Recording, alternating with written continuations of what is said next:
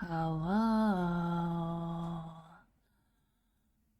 Hello. Hello. I'm a shy she right now. I'm a shy girl again.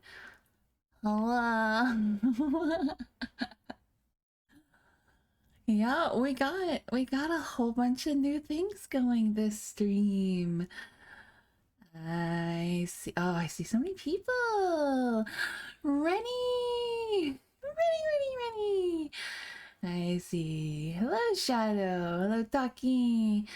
Coon, I see you. I saw Sid. I saw Bunny Jacob. I hope your work. Oh goodness, 7 hours. I hope those 7 hours don't go by super duper slow. Um. Ah. Well, I'm paying. Oh, nice. Oh, nice. Oh, okay, cool. Hi, Android. Oh, goodness. Okay. All right, I'm gonna stop being shy, I guess. I'm gonna stop being shy, I guess. I don't know. I don't know. I...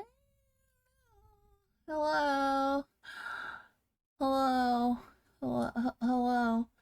Uh, hello. Think you might have something in your hair. Yeah, I grew them overnight. Aren't they cute? Aren't they cute? Oh, oh, oh no. You guys can see me. I'm scared. Hello. Oh my goodness. I need my tea. Oh. I need to not attack my mouth with my straw because I'm a weirdo that drinks hot tea through a straw. Hello. What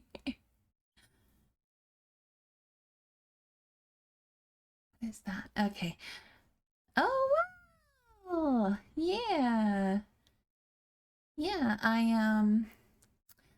so wait, I moved this way too far up. Let me move you guys back down. I didn't want you guys to get like all snaggled on my new desk here. Oh goodness. Hope so as well. I hope the stream goes well. I love the look. Can't wait to listen after I get off. Oh, thank you. Thank you so much. Like I said, I hope your work goes well. And yay to having a, I think you said a 3-day weekend? Mmm. um yeah, so let me get a little, because we're gonna talk for a moment, a few moments before we get into story time, into some nice cozy comfy story time. Where did hmm we need some chill quiet music. I could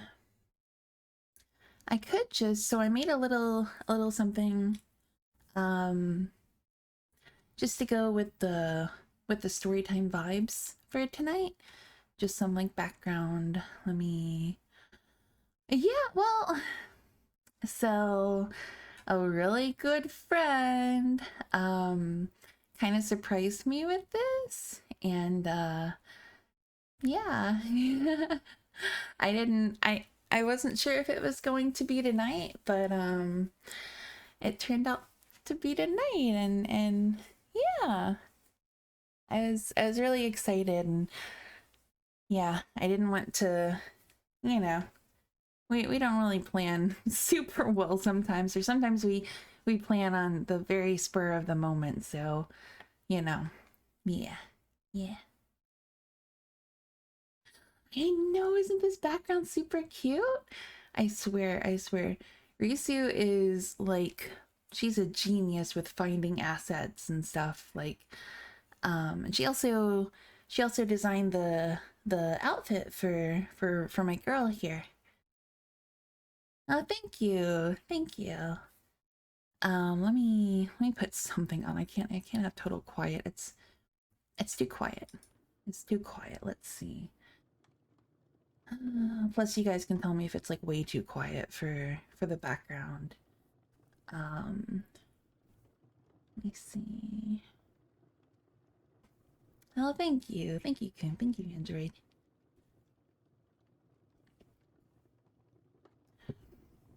Reese's alright, I guess. What? Talkie.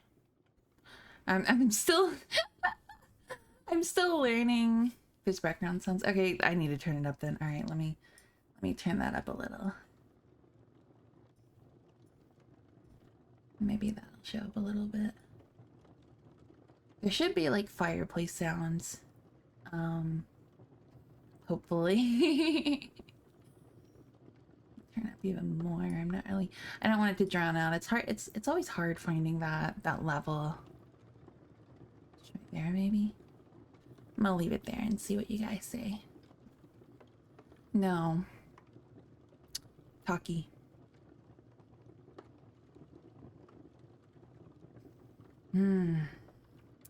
Reese's amazing. She is amazing. What?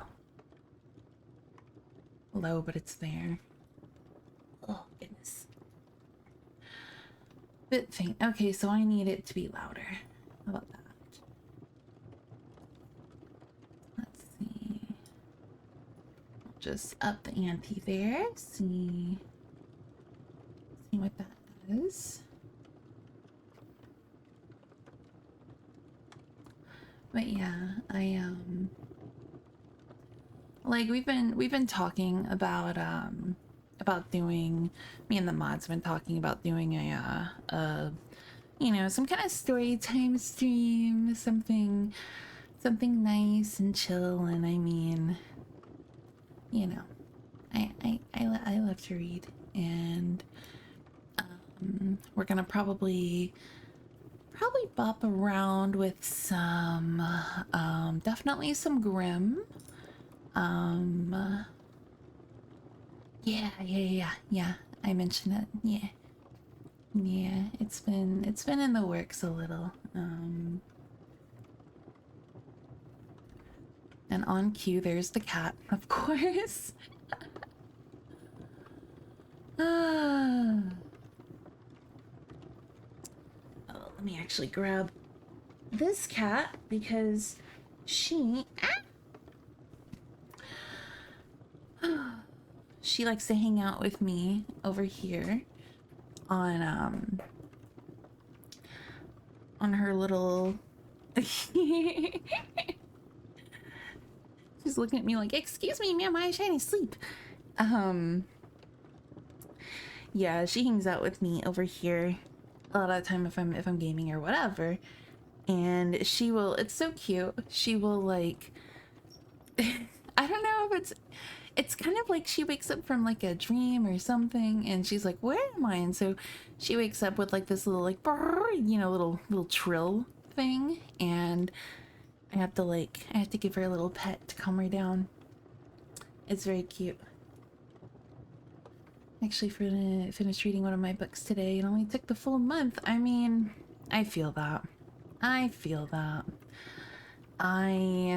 So for me, I like to read before I go to bed.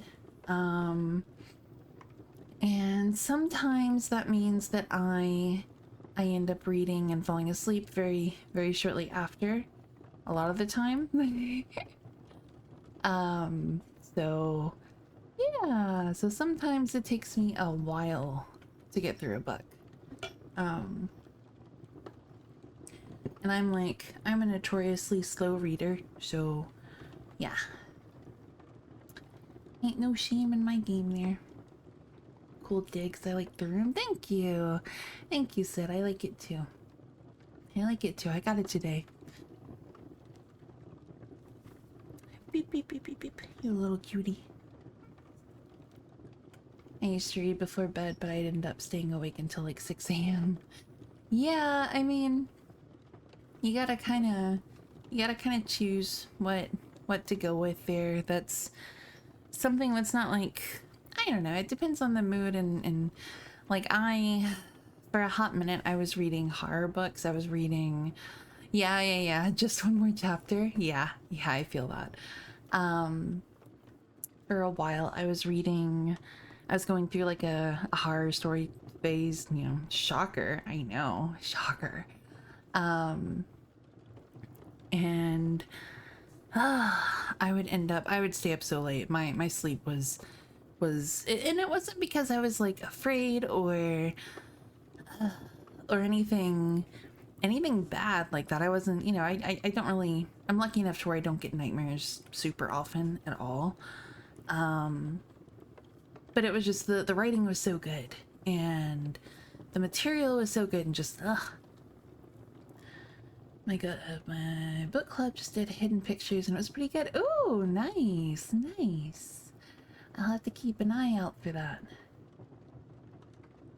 It really depends on the book, but once I get started on the book, my brain forgets sleep is a thing. Yeah. Yes. Very much that. A Banshee book club would be fun. Yes. I do a book club.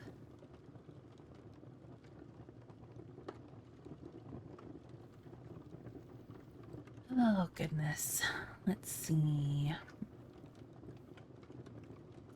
So, I'm kind of thinking... Oh, goodness, that was very bright. That was a very bright page. Let me actually close out of that.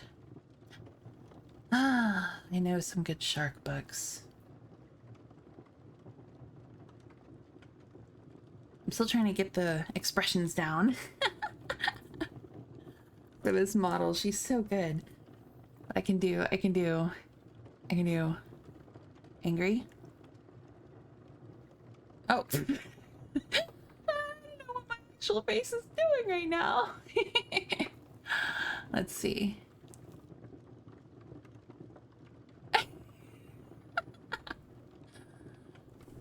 Oh my goodness. My one eye is a little bit off.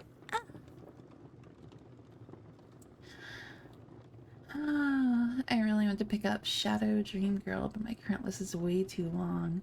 Shadow Dream Girl? I haven't heard of that one. That sounds kind of up my alley, though.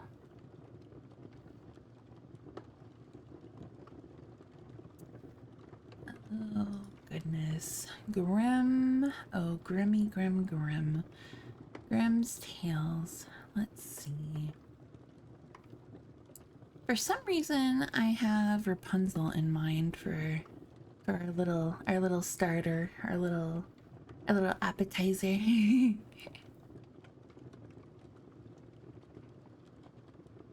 There's so many options.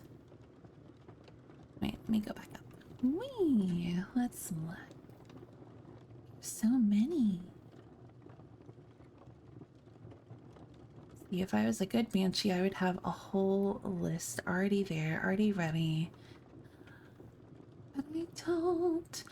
The Raven. It's so fancy. Farewell to the googly eyes of the former model. Oh, I mean, that was also an issue with my setup there.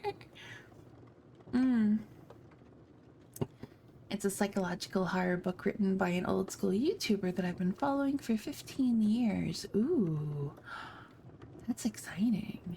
That sounds really good. Sounds really good.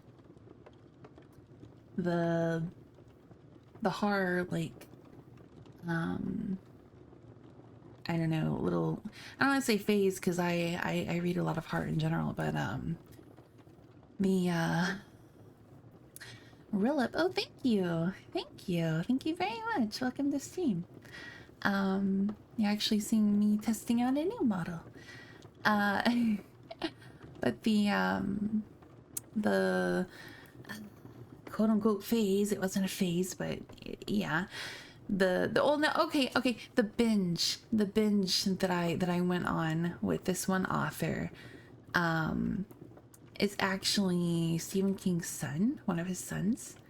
Oh god, and of course I can't think of his name right now. Joe Hill, there we go, just kidding. And he's so good.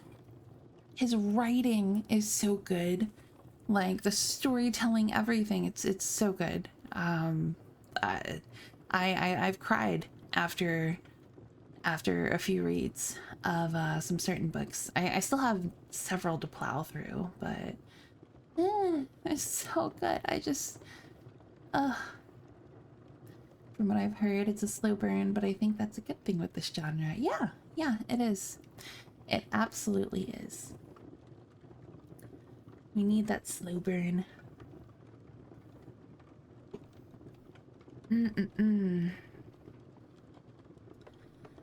Okie dokie, okie dokie. So let's see. We are going to not click that because that's the wrong thing. We're going to... well, we're gonna start with Rapunzel. We're gonna start with Rapunzel for tonight, I think. Hopefully this format doesn't make me go completely cross-eyed. Oh, goodness. So, you little cuties, I need you to get nice and comfy.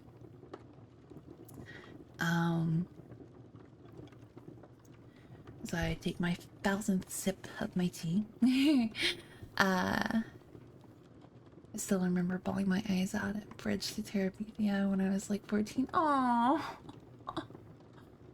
oh, that's precious though. I say. Oh, I thank you for the follow, Jose Manuel. Welcome in, welcome in. I see when it comes to horror, it's a good idea to have a slow burn with that genre. I agree. I completely agree.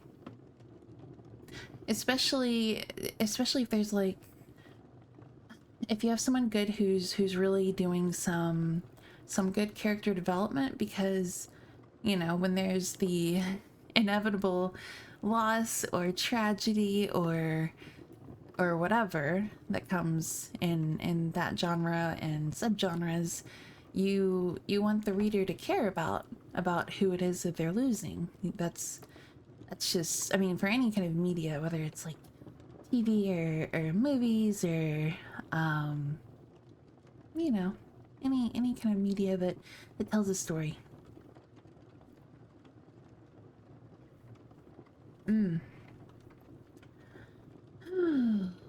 Okay. So anyway, how about we get all cozy, we get all comfy, and I'm gonna actually put my microphone in a better spot. I'm gonna make sure that, okay, there we go. I think that's a better spot. I think we're good. I think we're ready for a story. So, here we go. We got some Rapunzel here. And I am on the right page. Yay. Okay. There were once a man and a man. I'm immediately flubbing. Oh no. Okay, that didn't happen. Rewind 2 seconds. Rewind 5 seconds. Okay. There were once a man and a woman who had long in vain wished for a child. At length, the woman hoped that God was about to grant her desire. These people had a little window at the back of their house, from which a splendid garden could be seen, which was full of the most beautiful flowers and herbs. It was, however, surrounded by a high wall, and no one dared to go into it because it belonged to an enchantress who had great power and was dreaded by all the world. One day the woman was standing by this window and looking down into the garden when she saw a bed which was planted with the most beautiful rampion, Rapunzel. And it looked so fresh and green that she longed for it. She quite pined away and began to look pale and miserable. Then her husband was alarmed and asked, "What ails you, dear wife?" "Ah," she replied, "if I can't eat some of the rampion, which is in the garden behind our house, I shall die." She's kind of melodramatic, isn't she? Hmm. The man who loved her thought, sooner than let your wife die, bring her some of the rampion yourself. Let it cost what it will.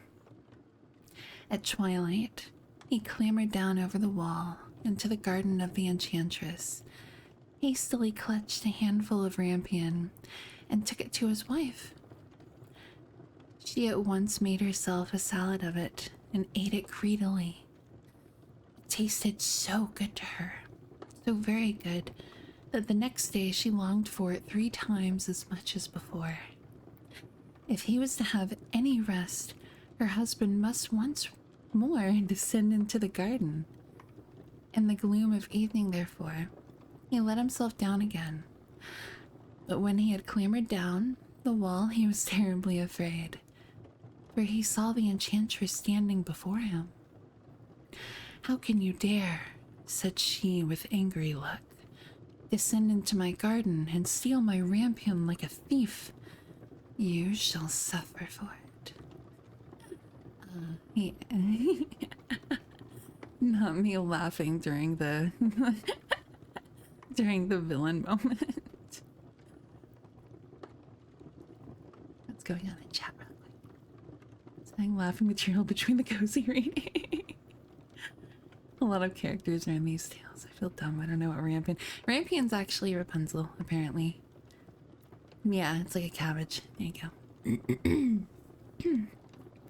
A fancy version of the avatars, my cabbages. Okay, okay. Shh. Story time. He answered he. "Let mercy take the place of justice. I only made up my mind to do it out of necessity.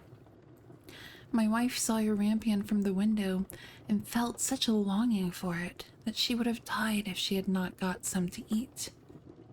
Then the enchantress allowed her anger to be softened and said to him, "If the case be as you say, I will allow you to take away with you as much rampion as you will. Only I make one condition. You must give me the child which your wife will bring into the world. It shall be well treated, and I will care for it like a mother." The man in his terror consented to everything, and when the woman was brought to bed, the enchantress appeared at once, gave the child the name of Rapunzel, and took it away with her. Rapunzel grew into the most beautiful child under the sun. When she was 12 years old, the enchantress shut her into a tower which lay in a forest and had neither stairs nor door, but quite at the top was a little window. When the enchantress wanted to go in, she placed herself beneath it and cried, "Rapunzel, Rapunzel, let down your hair to me." Rapunzel had magnificent long hair, fine as spun gold, and when she heard the voice of the enchantress, she unfastened her braided tresses, wound them round one of the hooks of the window above, and then the hair fell 20 ells down, and the enchantress climbed up by it. After a year or 2, it came to pass that the king's son rode through the forest and passed by the tower.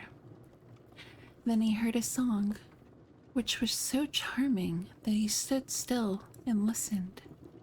This was Rapunzel, who, in her solitude, passed her time in letting her sweet voice resound. The king's son wanted to climb up to her and looked for the door of the tower, but none was to be found.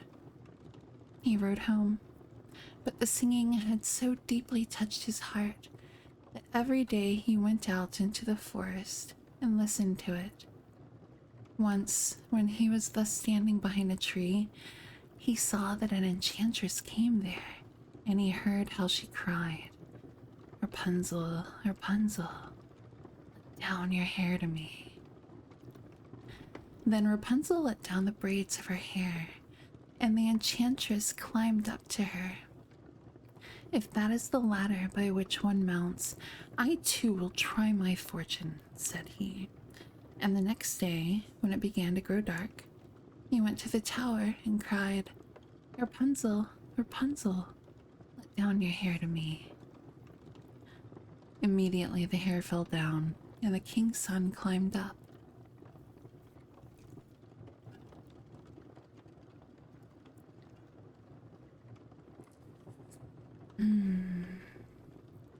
At first, Rapunzel was terribly frightened when a man, such as her eyes had never yet beheld, came to her. But the king's son began to talk to her quite like a friend, and told her that his heart had been so stirred that it had let him have no rest, and he had been forced to see her.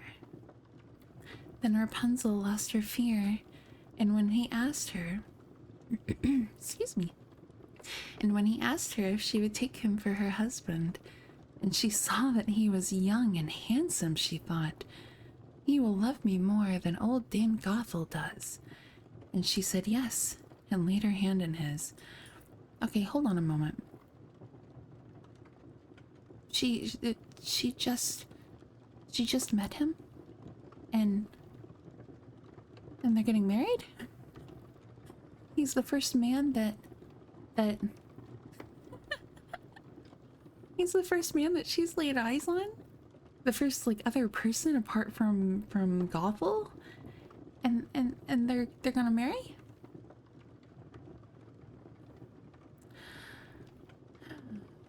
That's a lot.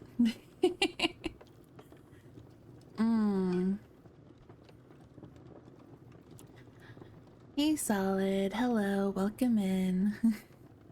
She was desperate. She's a teenager who saw her first guy, so that's okay. That's kind of fair. That's kind of fair. That's how it was back then, even in books. That is wild, just wild. As a Suika model, I love it. I love it so much. She's so good. I love it. Oh goodness. Okay, let's get back to this. This immediate marriage. Well, okay, I'm sorry. Proposal, not marriage. Proposal. I'll get it right. Oh, thank you, Solid. She said, "I will willingly go away with you, but I do not know how to get down. Bring with you a skein of silk every time that you come. Okay, every time that you come, and I will weave a ladder with it. And when that is ready, I will descend, and you will take me on your horse." They agreed that until that time he should come to her every evening, for the old woman came by day. The enchantress remarked nothing of this, until once Rapunzel said to her, "Tell me, Dame Gothel, how it happens that you are so much heavier for me to draw up than the young king's son. He is with me in a moment." "Ah, you wicked child," cried the enchantress. "What do I hear you say? I thought I had separated you from all the world, and yet you have deceived me." In her anger, she clutched Rapunzel's beautiful tresses, wrapped them twice round her left hand, seized a pair of scissors with the right, and snip-snap they were cut off, and the lovely braids lay on the ground. And she was so pitiless that she took poor Rapunzel into a desert, where she had to live in great grief and misery. That is extreme. That's so extreme. Choosing a prince can't be the worst option ever, if a little fast. Dumbass.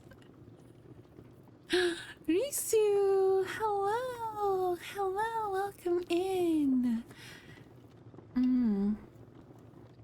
Guys, Risu's the one that hooked me up with this beautiful model and her adorable clothing. Oh, Risu, we are reading some Rapunzel right now. We are reading some Rapunzel, and at first I was like, oh my lord, this girl she's about to get married to this prince that she's never met because she's super sheltered, but now she's getting like ultimate punishment stuff going on. Like, She's getting thrown into a desert? Like, we're going through things. We're going through things. My favorite. Yeah, I really like this story too.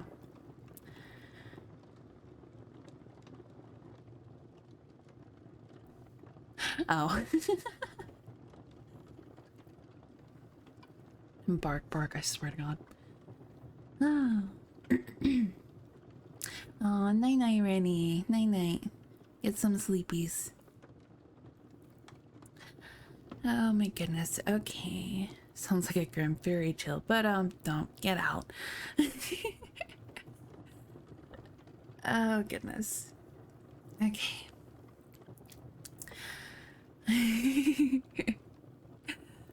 On the same day that she cast out Rapunzel, however, the enchantress fastened the braids of the braids of hair, which she had cut off, to the hook of the window. And when the king's son came and cried, "Rapunzel, Rapunzel, let down your hair to me," she let the hair down. The king's son ascended, but instead of finding his dearest Rapunzel, he found the enchantress, who gazed at him with wicked and venomous looks. "Aha," she cried mockingly, "you would fetch your dearest, but the beautiful bird sits no longer singing in the nest." Oh, she's horrible. "The cat has got it, and will scratch out your eyes as well." Rapunzel... Ugh, excuse me. Let me get some tea.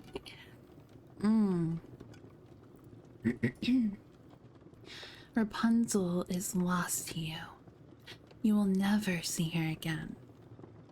The king's son was beside himself with pain, and in his despair he leapt down from the tower. He escaped with his life, but the thorns into which he fell pierced his eyes. Then he wandered quite blind about the forest, ate nothing but roots and berries, and did not but lament and weep over the loss of his dearest wife. Thus he roamed about in misery for some years, and at length came to the desert where Rapunzel, with the twins to which she had given birth, a boy and a girl, lived in wretchedness. He heard a voice, and it seemed so familiar to him that he went towards it, and when he approached, Rapunzel knew him and fell on his neck and wept. 2 of her tears wetted his eyes, and they grew clear again, and he could see with them as before. He led her to his kingdom, where he was joyfully received, and they lived for a long time afterwards, happy and contented. Okay. She was pregnant. She was pregnant.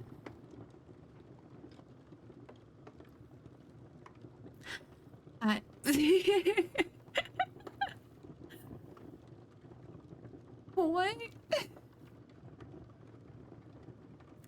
She's like a couple first. An only child for some leaves. I think that's a little past me. I mean, honestly, yeah. Like the witch is horrible. Like let's you know. Of course, I like the witch because she has some like really fun lines there. It's never not fun to you know, say things like wicked and blah blah blah blah blah, you know. But I'm sorry, Rapunzel was pregnant.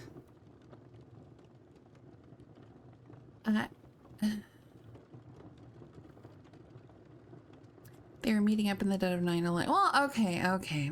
That's all right. That's my bad. Yeah, that's fair. See, I'm still stuck in the fact that the you know, proposal and stuff happened within literally laying eyes on each other. So okay, that's fair. That's fair. My lord, though, like they spent years. That's actually really sad. They spent years just wandering slash I don't know, I guess being wretched and having twins, which I guess would kind of make you a little wretched.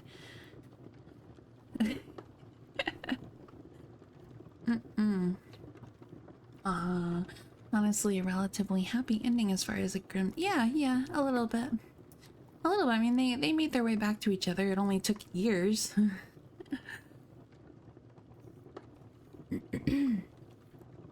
Gets worse if you think about, because it doesn't tell which kingdom the man is from.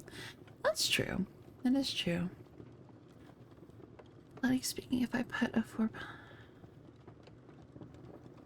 What?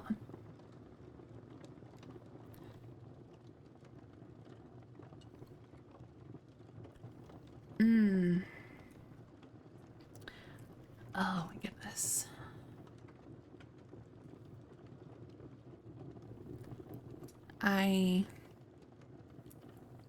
What? Okay, thank you. That is my girl. Let's see.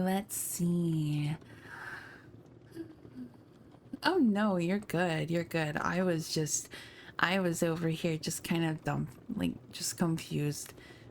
But I mean, I'm still reeling over having twins and just, you know, being laid out in the desert and and the poor guy. Oh my goodness. Could you imagine? Could you imagine like the whole like thorns to the eyes and oh, I'm blind and oh, I'm lost in some forest. Like, that's brutal.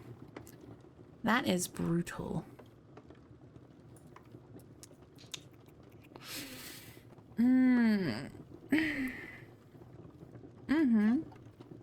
So helpless.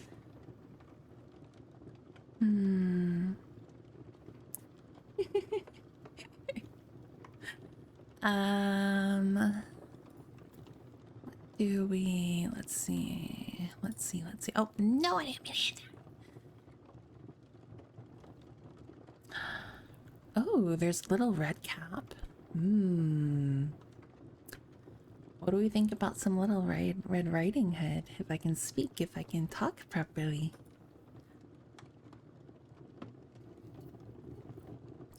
I'm kind of feeling some Red Riding Hood, I think.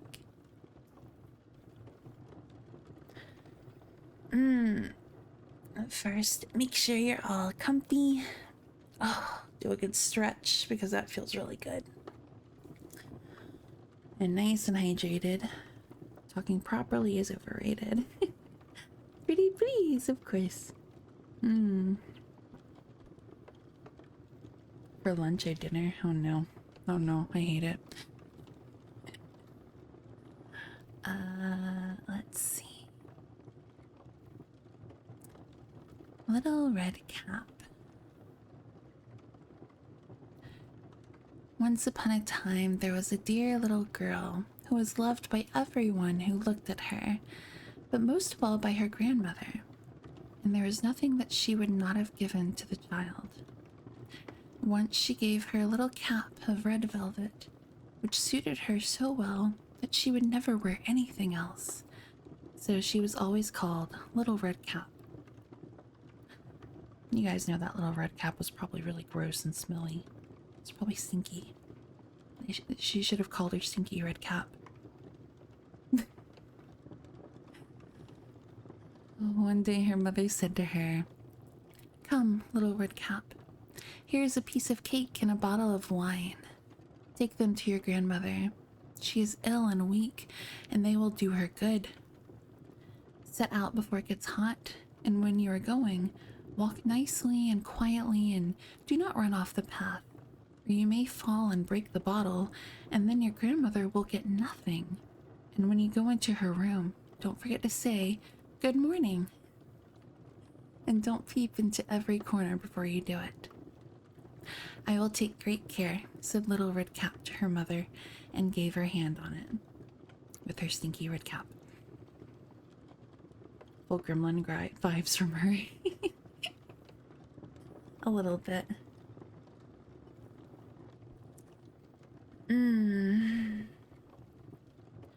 The grandmother lived out in the wood, half a league from the village, and just as Little Red Cap entered the wood, a wolf met her. Redcap did not know what a wicked creature he was, and was not at all afraid of him. "Good day, little Redcap," said he. "Thank you kindly, Wolf." "Whither away so early, little Redcap?" "To my grandmother's." "What have you got in your apron?" "Cake and wine. Yesterday was baking day, so poor sick grandmother is to have something good to make her stronger." "Where does your grandmother live, little Redcap?" "A good quarter of a league farther on in the wood. Her house stands under the under the 3 large oak trees. The nut trees are just below. You surely must know it," replied little Redcap. The wolf thought to himself, "What a tender young creature! What a nice plump mouthful! She will be better to eat than the old woman. I must act craftily so as to catch both." So he walked for a short time by the side of little Redcap, and then he said, "See, little Redcap, how pretty the flowers are about here. Why do you not look round?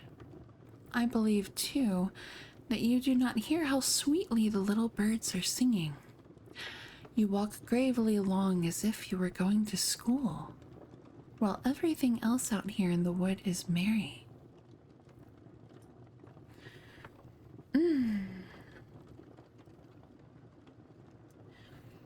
Oh, goodness.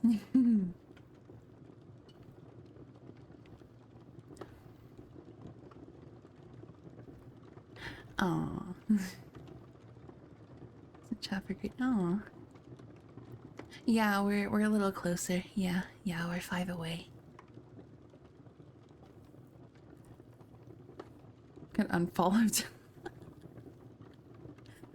Yeah, watch out. Reese does bite. She does.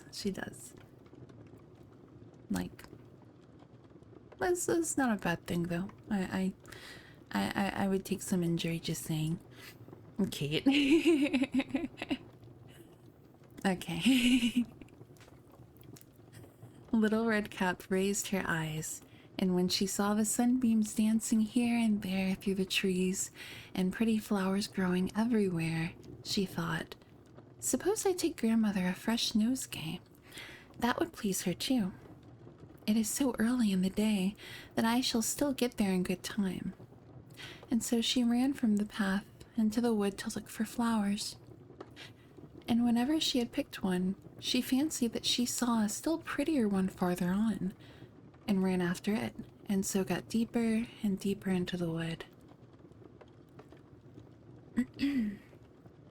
Meanwhile, the wolf ran straight to the grandmother's house and knocked at the door. "Who is there?" "Little Redcap," replied the wolf. "She is bringing cake and wine. Open the door." "Lift the latch," called out the grandmother. "I am too weak and cannot get up." The wolf lifted the latch. The door sprang open, and without saying a word, he went straight to the grandmother's bed and devoured her. Then he put on her clothes, dressed himself in her cap, laid himself in bed, and drew the curtains. Little Redcap, however, had been running about picking flowers, and when she had gathered so many that she could carry no more, she remembered her grandmother and set out on the way to her. She was let me take a little sip of tea real quick.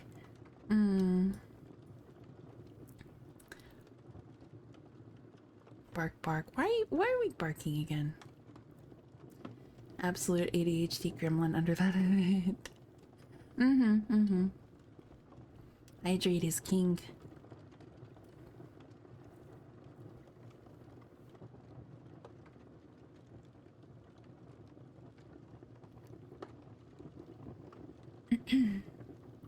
Maybe the wolf just wanted someone to bring them flowers? I don't know about that.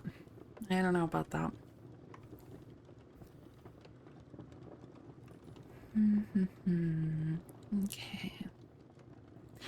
She was surprised to find the cottage door standing open, and when she went into the room, she had such a strange feeling that she said to herself, "Oh dear, how uneasy I feel today, and at other times I like being with grandmother so much." She called out, "Good morning," but received no answer. So she went to the bed and drew back the curtains. There lay her grandmother with her cap pulled far over her face and looking very strange. "Oh, grandmother," she said, "what big ears you have." "Oh, the better to hear you with, my child," was the reply. "But, grandmother, what big eyes you have," she said. "The better to see you with, my dear." "But, grandmother, what large hands you have." "The better to hug you with." "Oh, but, grandmother, what a terrible big mouth you have." "The better to eat you with." And scarcely had the wolf said this, than with one bound he was out of bed and swallowed up Redcap. When the wolf had appeased his appetite, he lay down again in the bed, fell asleep, and began to snore very loud. The huntsman was just passing the house and thought to himself, "How the old woman is snoring. I must just see if she wants anything." So he went into the room, and when he came to the bed, he saw that the wolf was lying in it.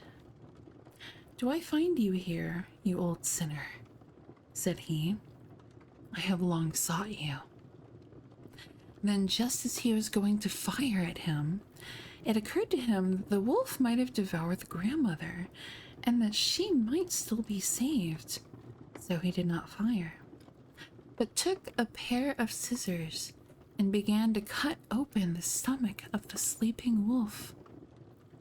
When he had made 2 snips, he saw the little red cap shining. And then he made 2 snips more, and the little girl sprang out crying. "Ah, how frightened... how frightened I have been. How dark it was inside the wolf." And after that, the aged grandmother came out alive also, but scarcely able to breathe. Redcap, however, quickly fetched great stones with which they filled the wolf's belly, and when he awoke, he wanted to run away, but the stones were so heavy that he collapsed at once and fell dead.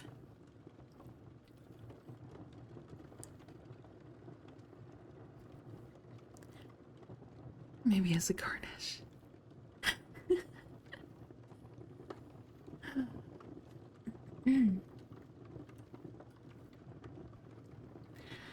Then all 3 were delighted. The huntsman drew off the wolf's skin and went home with it. The grandmother ate the cake and drank the wine which Redcap had brought, and revived. But Redcap thought to herself, "As long as I live, I will never be myself. I will never by myself leave the path to run into the wood when my mother has forbidden me to do so."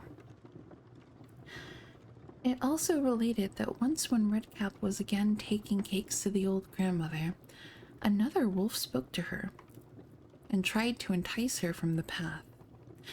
Redcap, however, was on her guard and went straight forward on her way and told her grandmother that she had met the wolf and that he had said good morning to her, but with such a wicked look in his eyes that if they had not been on the public road, she was certain he would have eaten her up.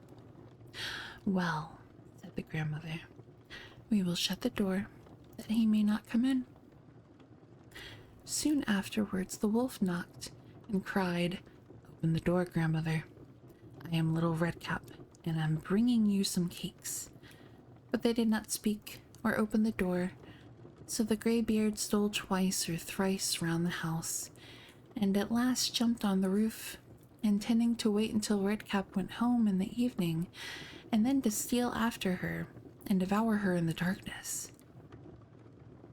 But the grandmother saw what was in his thoughts. In front of the house was a great stone trowel, so she said to the child, "Take the pail, Redcap. I made some sausages yesterday, so carry the water in which I boiled them to the trowel." Redcap carried until the great trowel was quite full. Then the smell of the sausages reached the wolf, and he sniffed and peeped down, and at last stretched out his neck so far that he could no longer keep his footing, and began to slip, and slipped down from the roof straight into the great trowel, and was drowned. But Redcap went joyously home, and no one ever did anything to harm her again.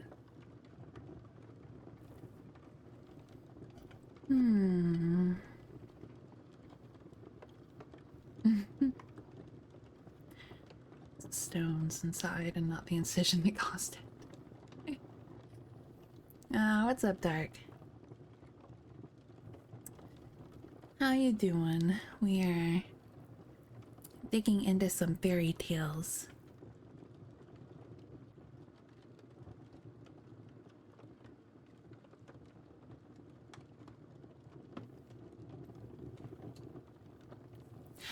You could say he was knocked out stone cold. Oh my god.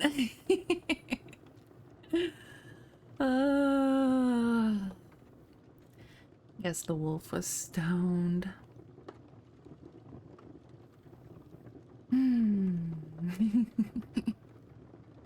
Boo. Oh no. Tomatoes for everyone. Tomatoes, tomatoes, tomatoes. All over the place. Everyone gets a tomato. I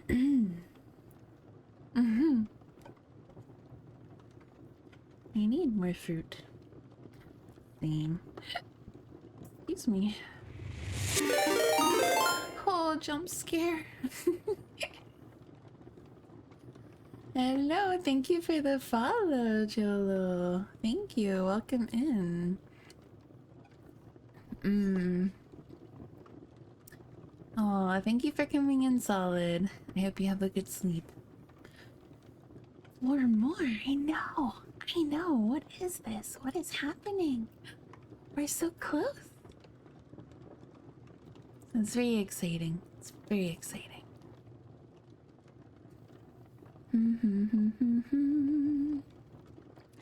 Where shall we go next?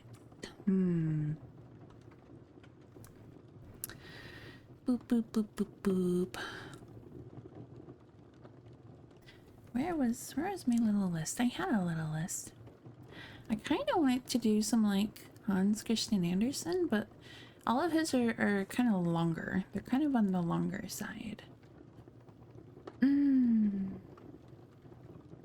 The Raven. I don't know that story.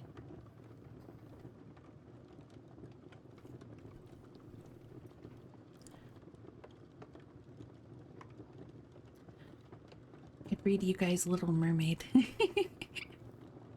That was my favorite.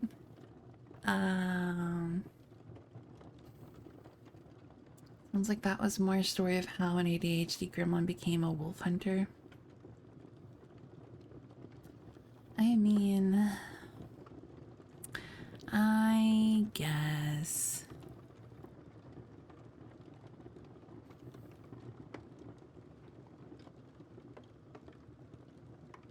Not after this weekend. Everyone finds their calling somehow. That is true. That is true.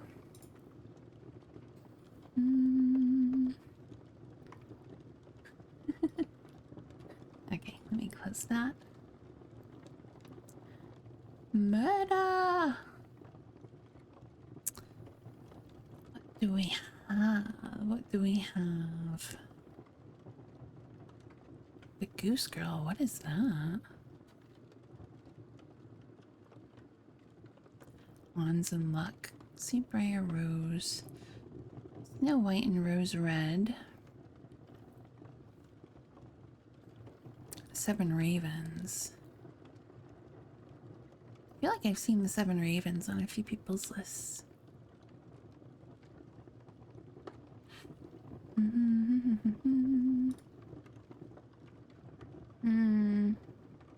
Let's go Snow White and Rose Red. Oh, goodness. Oh, they put that at the very bottom. Goodness. Okay. Okay. I love this one. Yeah. Yeah. I've read Briar Rose before, but I shamefully have not read Snow White and Rose Red. Oh, goodness.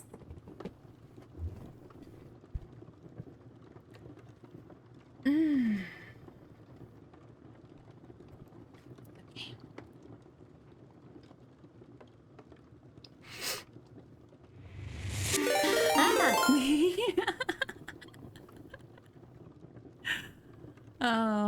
Oh, we have to change these alerts. What's up, Riley? Thank you for the follow. Thank you. We're doing some fairy tales here. Some fairy tale story time. Oh, goodness. And I am just jump scaring myself with my stupid alert sounds. What else is new?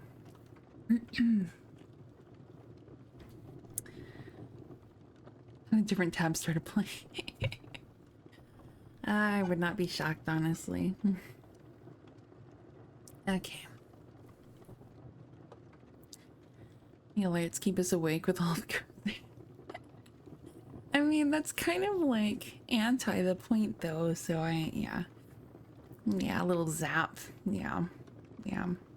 I was going to mess with that today, and just it got. Oh yeah, we'll fix it. It just got pushed down the list of things that I was working on. A bunch of us were working on with me just, the kind of loving my way around things, and a few of the mods setting up that really neat stream start. Oh, that was so cool. It was so cool. And of course with Reese with the model help and designing the outfit and all the design in general, and hooking me up with this background here, this pretty background, and it's just much good things.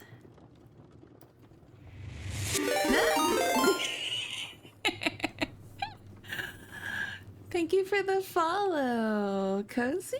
I'm so sorry if I butcher your name. I'm dumb. I'm so sorry. But welcome in. Thank you. I hope you're good and cozy, because it's story time. What's up, Spooky? Snow White and Rose Red. 2 away. That's crazy. It's crazy. Okay. Alright. Back to story time, you guys. There was once a poor widow who lived in a lonely cottage. In front of the cottage was a garden wherein stood 2 rose trees, one of which bore white and the other red roses. She had 2 children who were like the 2 rose trees, and one was called Snow White and the other Rose Red. They were as good and happy, as busy and cheerful as ever 2 children in the world were. Only Snow White was more quiet and gentle than Rose Red. Rose Red liked better to run about in the meadows and fields seeking flowers and catching butterflies. But Snow White sat at home with her mother and helped her with her housework, or read to her when there was nothing to do.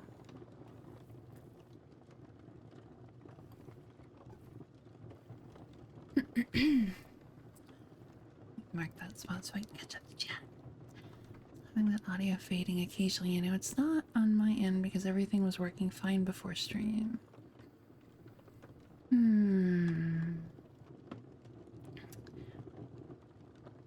Yeah, audio sounds good to me. I hear it too rarely and very faint, but it's there. Huh. It's not happening right now, only on occasion. Everything on my end has been working fine for hours before stream. I mean, I have my mic placed like right in front of my mouth, so I'm not sure. I'm not really sure, to be honest. Zero issue. Could just be moving.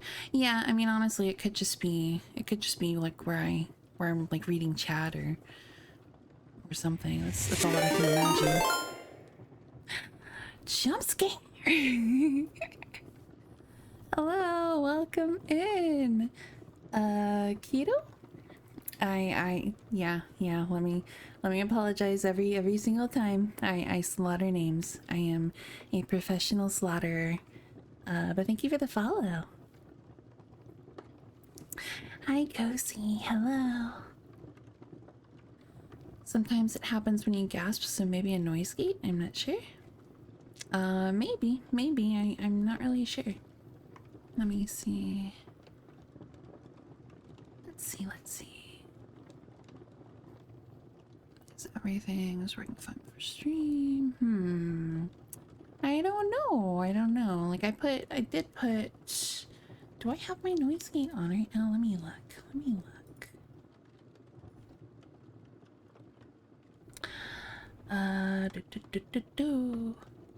No, you're fine. I'd rather, if there's an audio issue, I'd rather know before and not after, to be completely honest. I was having an issue with my limiter, but I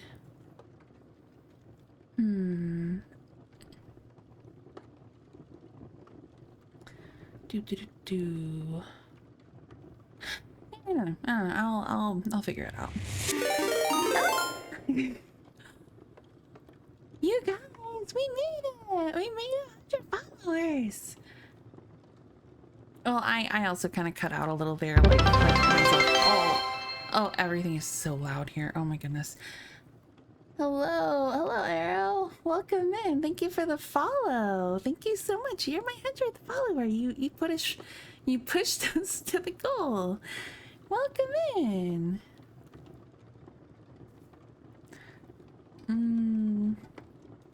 Welcome in, everyone. Oh, goodness. Alright, so we're gonna get back to our story. We're gonna get right back to our story. For everyone coming in as Snow White and Rose Red, we're doing some grim fairy tales. For now grim. We will see where the mood takes us. Hello, hi Chris. Welcome in. Thank you for the follow. I hope you're doing well.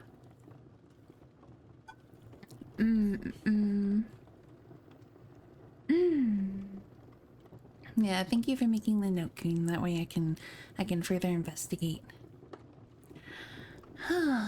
But yes, we're gonna get back to the story. We're gonna get back. Okay. The two children were so fond of one another that they always held each other by the hand when they went out together.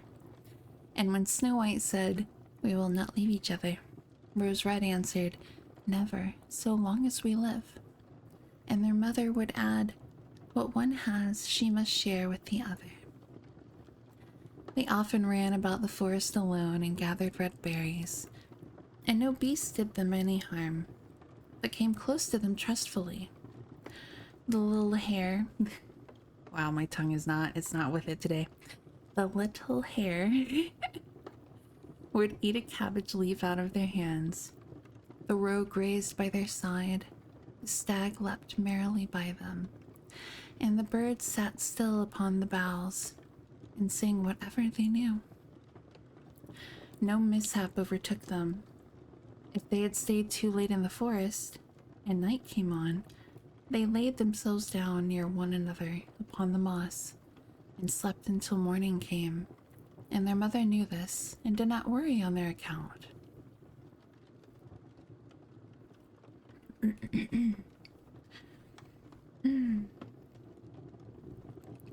Once, when they had spent the night in the wood and the dawn had roused them, they saw a beautiful child in a shining white dress sitting near their bed. He got up and looked quite kindly at them, but said nothing and went into the forest. And when they looked round, they found that they had been sleeping quite close to a precipice, and would certainly have fallen into it in the darkness if they had gone only a few paces further. And their mother told them that it must have been the angel who watches over good children. Snow White and Rose Red kept their mother's little cottage so neat that it was a pleasure to look inside it. In the summer, Rose Red took care of the house, and every morning laid a wreath of flowers by her mother's bed before she awoke, in which was a rose from each tree. In the winter, Snow White lit the fire and hung the kettle on the hob. The kettle was of brass and shone like gold, so brightly was it polished. In the evening, when the snowflakes fell, the mother said, "Go, Snow White, and bolt the door." And then they sat round the hearth, and the mother took her spectacles and read aloud out of a large book, and the two girls listened as they sat and spun. And close by them lay a lamb upon the floor, and behind them, and behind them upon a perch sat a white dove with its head hidden beneath its wings.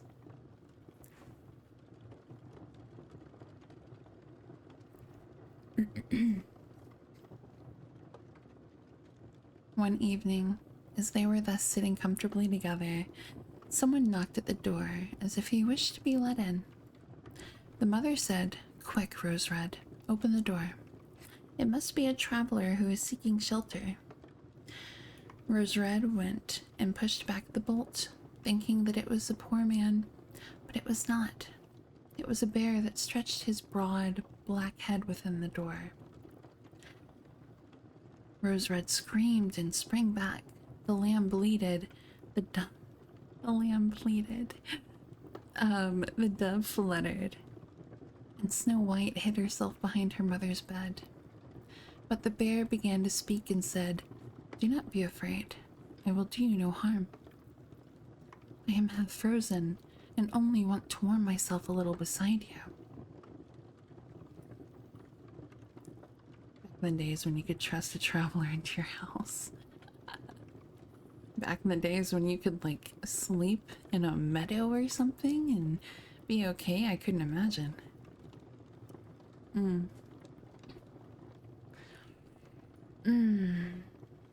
Poor bear, said the mother.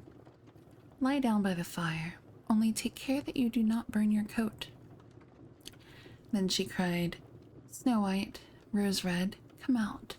The bear will do you no harm. He means well. So they both came out, and by the lamb and dove came near, and were not afraid of him. The bear said, Here, children, knock the snow out of my coat a little. So they brought the broom and swept the bear's hide clean, and he stretched himself by the fire and growled contentedly and comfortably. It was not long before they grew quite at home and played tricks with their clumsy guest. They tugged his hair with their hands, put their feet upon his back and rolled him about, or they took a hazel switch and beat him, and when he growled they laughed. But the bear took it all in good part, only when they were too rough, he called out, Leave me alive, children. Snow White, Rose Red, will you beat your wooer dead?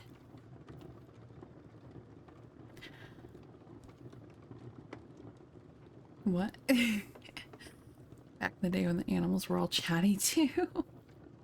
You know, I'd be pretty chill with a bear friend. I mean, I personally, I think that would be lovely.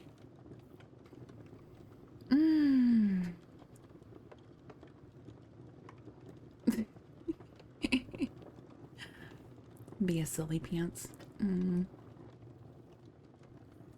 A silly pants. Oh, goodness. Trying to do No, she's just teasing you. Okay.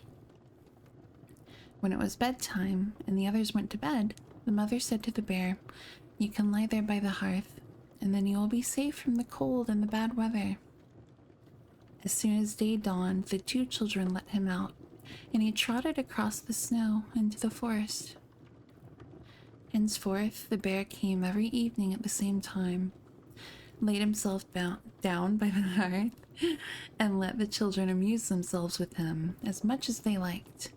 And they got so used to him that the doors were never fastened until their black friend had arrived. Ugh, out of context, that would be horrible. I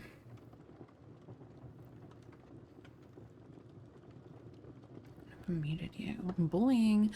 I see a Mabel. I see a Mabel. Isn't it your bedtime, Mabel? Okay. When spring had come and all outside was green, the bear said one morning to Snow White, "Now I must go away and cannot come back for the whole summer." "Where are you going, then, dear bear?" asked Snow White. "I must go into the forest and guard my treasures from the wicked dwarfs. In the winter, when the earth is frozen hard, they are obliged to stay below and cannot work their way through. But now, when the sun has thawed and warmed the earth, they break through it and come out to pry and steal, and what once gets into their hands and in their caves does not easily see daylight again." Lord, my mouth. It could be near your bedtime. I think so. I think so. You're losing your most worn status here on Twitch. Gotta be more chaotic. Oh. Oh, goodness. Excuse me. Okay. Snow White was quite sorry at his departure, and as she unbolted the door for him, and the bear was hurrying out, he caught against the bolt, and a piece of his hairy coat was torn off, and it seemed to Snow White as if she had seen gold shining through it, but she was not sure about it. The bear ran away quickly, and was soon out of sight behind the trees.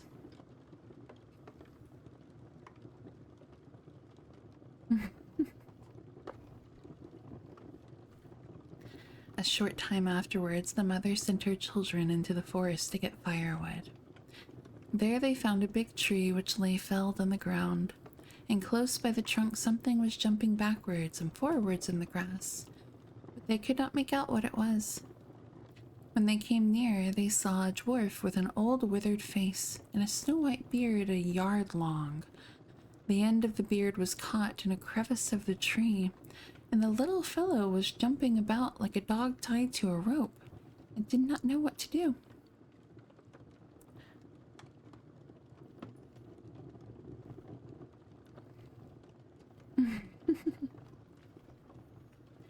How about I stay up past my bedtime? That's pretty chaotic. Mabel. He glared at the girls with his fiery red eyes and cried, "Why do you stand there? Can you not come here and help me?" "What are you up to, little man?" asked Red Rose. "You stupid prying goose," answered the dwarf. Imagine calling someone a stupid prying goose. Imagine. Oh, chat, you're a stupid prying goose. I love that. Mabel's our champion of auto-mod warnings elsewhere. Yes. They try and be the best behaved on a Oh my god, okay. "You stupid prying goose," answered the dwarf. I was going to split the tree to get a little wood for cooking. The little bit of food that we people get is immediately burnt up with heavy logs. We do not swallow so much as you coarse, greedy folk. What a little brat. Thank you for the follow. Isaac Kim? Thank you for the follow. Welcome in. Welcome in. Hope you're nice and cozy and comfy. We're just reading about stupid prying geese. Okay. I had just driven the wedge safely in, and everything was going as I wished.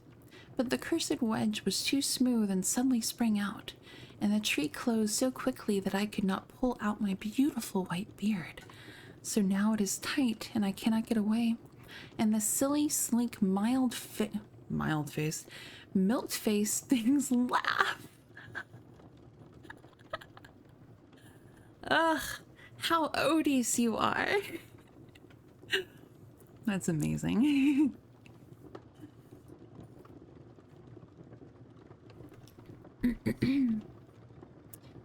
And that title on a different channel because the streamer kept asking for clips and I tried posting them for... Oh, that's nice. Oh, goodness. The children tried very hard, but they could not pull the beard out. It was caught too fast. I will run and fetch someone, said Rose Red. You senseless goose, snarled the dwarf. Why should you fetch someone? You are already too many for me. Can you not think of something better? Don't be impatient, said Snow White. I will help you. And she pulled her scissors out of her pocket and cut off the end of the beard. Oh no. Oh, he's gonna be an angry dwarf. He's gonna be angry. He's gonna be real mad about that. Okay. As soon as the dwarf felt himself free, he laid hold of a bag which lay amongst the roots of the tree, and which was full of gold, and lifted it up, grumbling to himself, Uncouth people, to cut off a piece of my fine beard. Bad luck to you. And then he swung the bag upon... we knew he was going to be just nasty to them. And then he swung the bag upon his back, and went off without even once looking at the children. Some time afterwards, Snow White and Rose Red went to catch a dish of fish. As they came near the brook, they saw something like a large grasshopper. Oh my god. Oh goodness, okay. They saw a large grasshopper jumping towards the water, as if it were going to leap in. They ran to it and found it was the dwarf. Where are you going? Said Rose Red. You surely don't want to go into the water. I am not such a fool, cried the dwarf. Nasty little thing. Don't you see that the accursed fish wants to pull me in?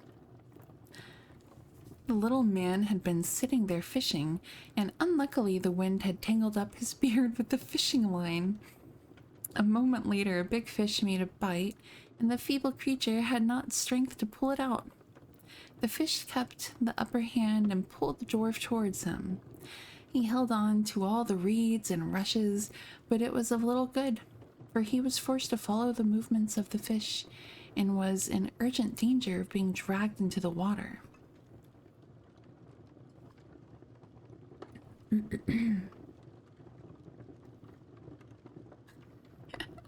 All you can hear is Gimli.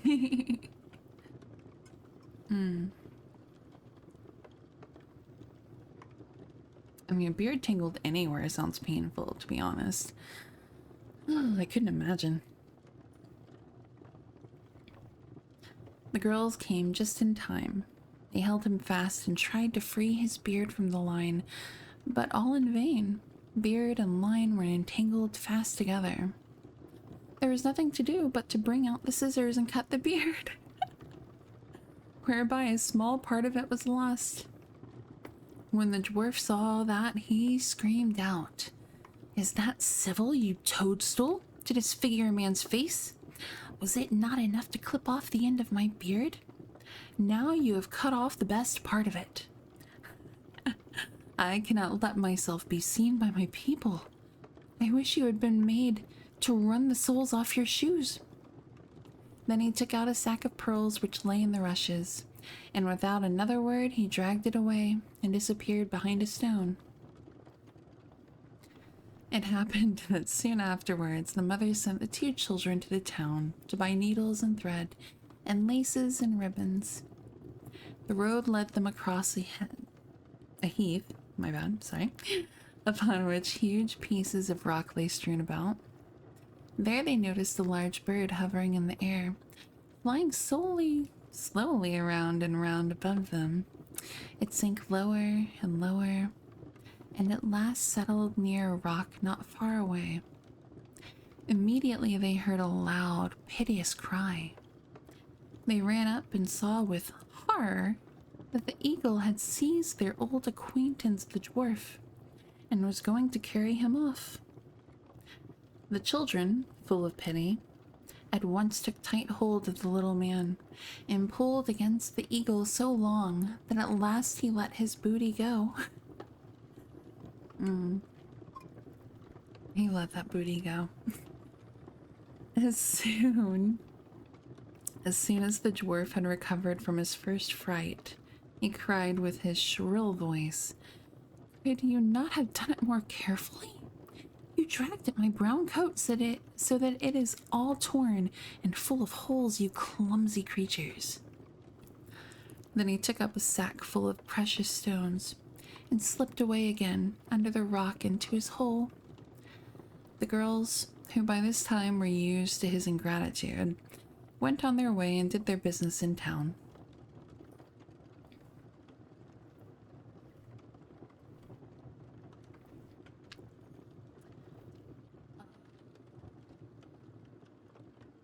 Can vouch it is. Zippers in the winter. Oof. Rumor is they're making a mortuary assistant live action movie? What? Oh, that game's so good. That game's so fun. That game is so fun. Oh.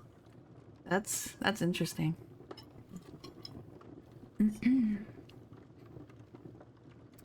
Oh, hello, fishy. Hello. Hope you have fun. Thank you for popping in.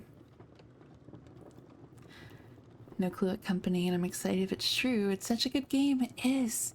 It is. Bro, mortuary assistant stream? I didn't even think about that, actually. That could be really fun. That could be super fun. I haven't played that game since it came out. And I binged it like everyone else did. Game terrifies me. It's spooky. It's very spooky. It's very spooky and fun.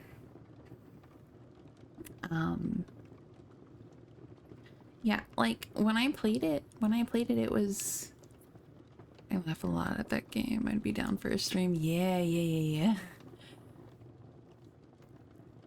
Perfect opposite to the cozy streams. Yeah. Can't wait for the Iron Lunge live action movie being made. Oh, interesting. I haven't seen anything lately that Markiplier's been putting out. Blah, blah, blah, blah, blah.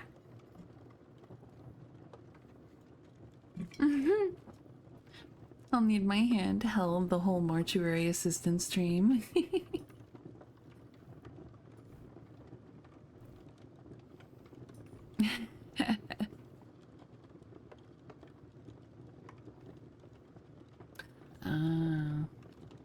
Okay.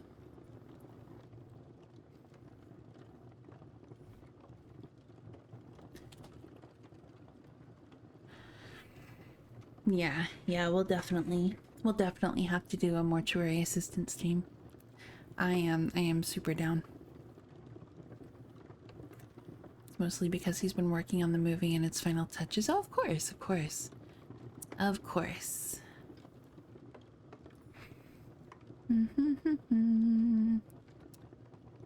Okay. Alright.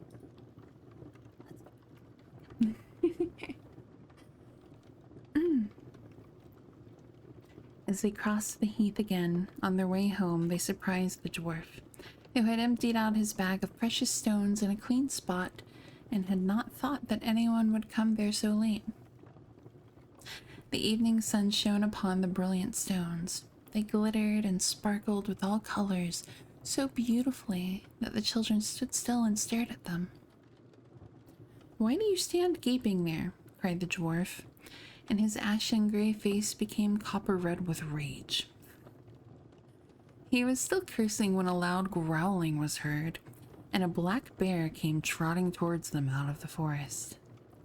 The dwarf sprang up in a fright, but he could not reach his cave, for the bear was already close. Then, in the dread of his heart, he cried, "Dear Mr. Bear, spare me. I will give you all my treasures. Look, the beautiful jewels lying there. Grant me my life. What do you want with such a slender little fellow as I? You would not feel me between your teeth. Come, take these two wicked girls. They are tender morsels for you, fat as young quails. For mercy's sake, eat them." The bear took no heed of his words, but gave the wicked creature a single blow with his paw, and he did not move again. The girls had run away, but the bear called to them, "Snow White and Rose Red, do not be afraid. Wait, I will come with you." Then they recognized his voice and waited, and when he came up to them, suddenly his bearskin fell off, and he stood there, a handsome man, clothed all in gold. "I am a king's son," he said, "and I was bewitched by that wicked dwarf who had stolen my treasures. I have had to run about the forest as a savage bear until I was freed by his death. Now he has got his well-deserved punishment." Snow White was married to him, and Rose Red to his brother, and they divided between them the great treasure which the dwarf had gathered together in his cave. The old mother lived peacefully and happily with her children for many years. She took the two red excuse me. She took the two rose trees with her, and they stood before her window, and every year bore the most beautiful roses, red and white.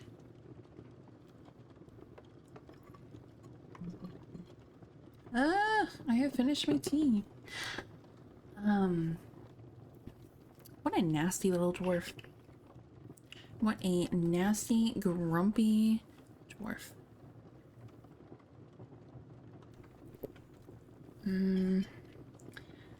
Swap this over.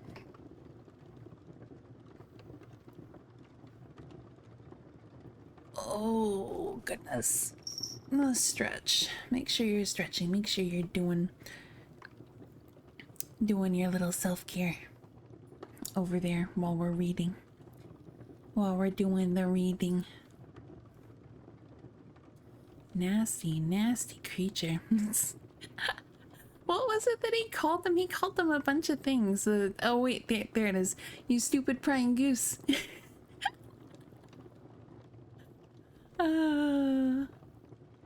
I like that. I like it, I like it. He called him a bunch of things though, like he was awful.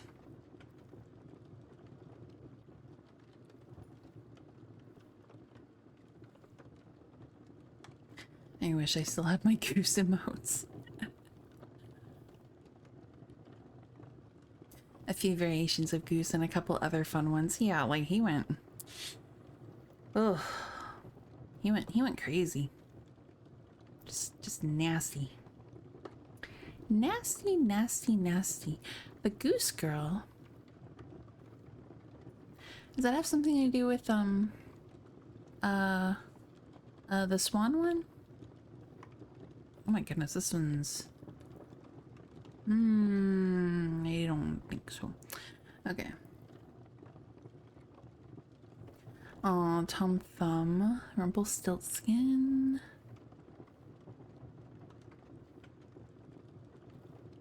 The white snake, the queen bee.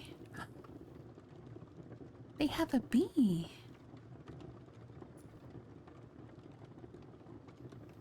The elves and the shoemaker. I kind of want to dig into Seven Ravens. It's very short. What's this?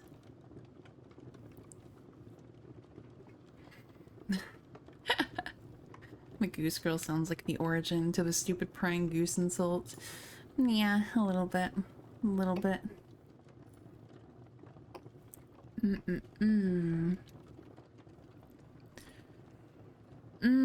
Okay. How are you guys doing over there, chat? You guys all comfy? Are we all comfy?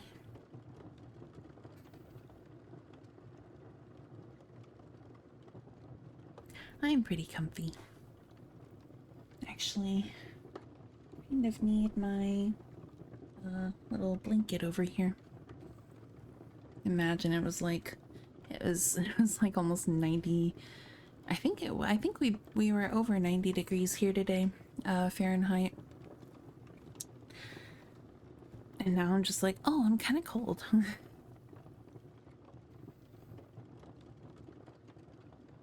Well, yeah, you got them back. You got the goose stuff.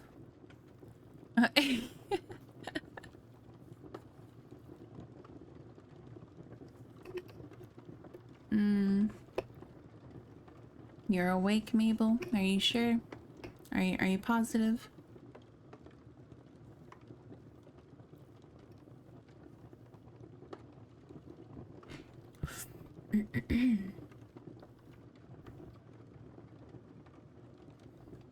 Nice and cozy, although not enough caffeine yet. Yeah, I feel that. My caffeine is starting to, well, it's been wearing off. I was actually pretty good today. I had although I had an energy drink, I could have had coffee, but I went with one of those Alanis that they're actually really not bad taste wise, because like my go-to, if I go the like the caffeine, you know, like Red Bull, like I'll usually go like with like sugar-free Red Bull if I do, but I try to stick with coffee, you know, or water or tea. But I was good, and I didn't like overdo it with caffeine. Oh, I'm very really sure of anything. That's valid. That's valid.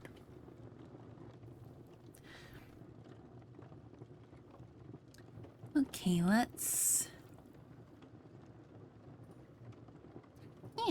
dig into the Seven Ravens.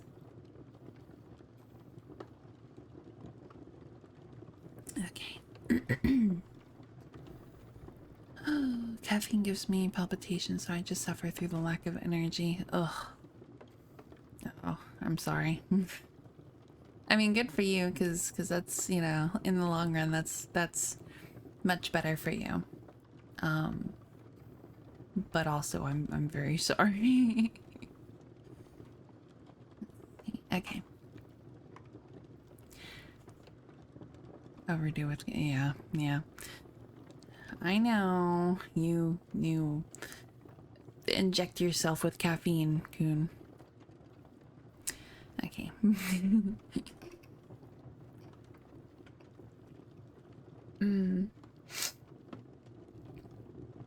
There was once a man who had 7 sons, and last of all 1 daughter. Although the little girl was very pretty, she was so weak and small that they thought she could not live, but they said she should at once be christened. So the father sent one of his sons in haste to the spring to get some water, but the other 6 ran with him. Each wanted to be first at drawing the water, and so they were in such a hurry that all let their pitchers fall into the well, and they stood very foolishly looking at one another, and did not know what to do, for none dared go home. In the meantime, the father was uneasy, and could not tell what made the young men stay so long. "Surely," said he, "the whole 7 must have forgotten themselves over some game of play." And when he had waited still longer, and they yet did not come, he flew into a rage and wished them all turned into ravens. Scarcely had he spoken these words when he heard a croaking over his head, and looked up and saw 7 ravens, as black as coal, flying round and round. Sorry as he was to see his wish so fulfilled, he did not know how what was done could be undone, and comforted himself as well as he could for the loss of his 7 sons with his dear little daughter, who soon became stronger and every day more beautiful. For a long time she did not know that she had ever had any brothers, for her father and mother took care not to speak of them before her. But one day, by chance, she heard the people about her speak of them. "Yes," said they, "she is beautiful indeed, but still 'tis a pity that her brothers should have been lost for her sake." Then she was much grieved, and went to her father and mother, and asked if she had any brothers, and what had become of them. So they dared no longer hide the truth from her, but said it was the will of heaven, and that her birth was only the innocent cause of it. But the little girl mourned sadly about it every day, and thought herself bound to do all she could to bring her brothers back. And she had neither rest nor ease, till at length one day she stole away and set out into the wide world to find her brothers, wherever they might be, and free them, whatever it might cost her.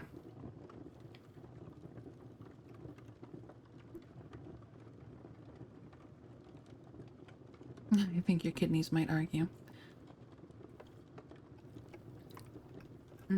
Sleep is good. Sleep is very good for you.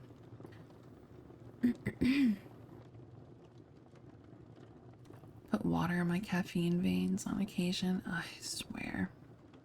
I swear.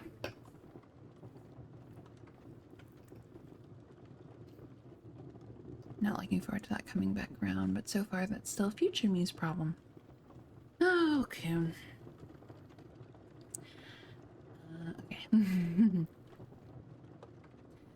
She took nothing with her but a little ring which her father and mother had given her, a loaf of bread in case she should be hungry, a little pitcher of water in case she should be thirsty, and a little stool to rest upon when she should be weary. Thus she went on, and journeyed till she came to the world's end. Then she came to the sun, but the sun looked much too hot and fiery, so she ran away quickly to the moon. But the moon was cold and chilly, and said, "I smell flesh and blood this way." So she took herself away in a hurry and came to the stars, and the stars were friendly and kind to her, and each star sat upon his own little stool. But the morning star rose up and gave her a little piece of wood, and said, "If you have not this little piece of wood, you cannot unlock the castle that stands on the glass mountain, and there your brothers live."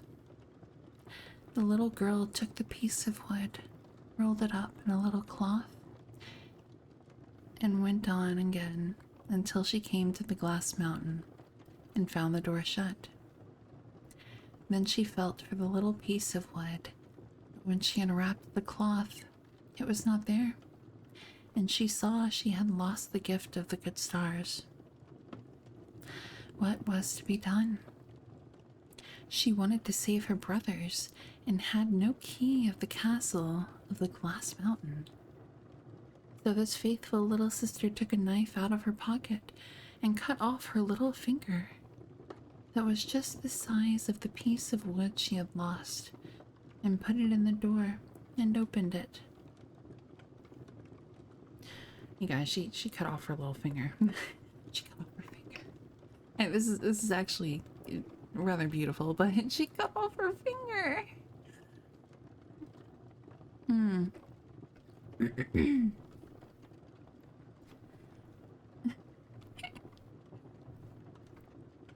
As she went in, you do what you gotta do. Yeah. Yeah, true. As she went in, a little dwarf came up to her and said, "What are you seeking for?" "I seek for my brothers, the 7 ravens," answered she. Then the dwarf said, "My masters are not at home, but if you will wait till they come, pray step in."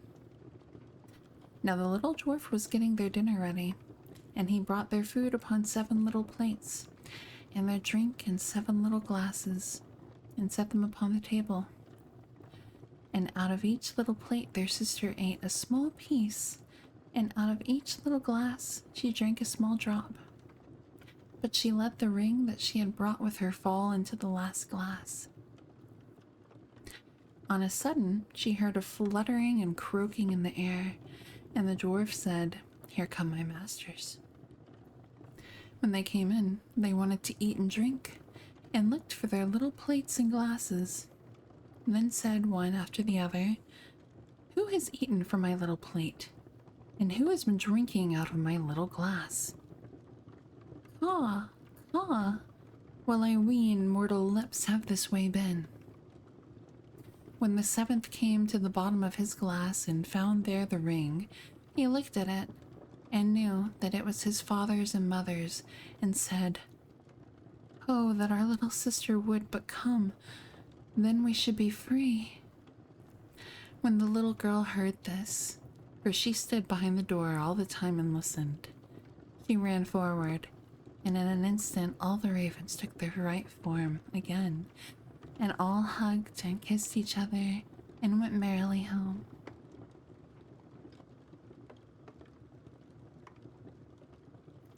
If it fits, she cuts.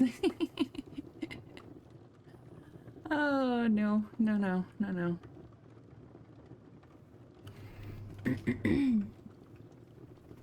Nope, nope, nope, nope. Oh, my god. My goodness, my goodness. Okay. I am going to refill my liquid. Maybe for some water. I think water would be better than tea right now. I think.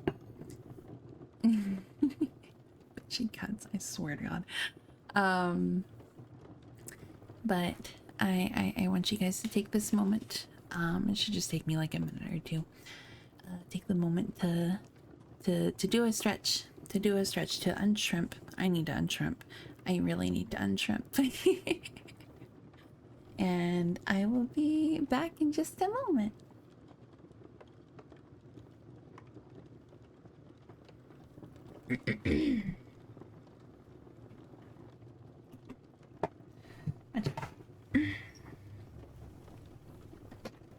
Has a teacup been out?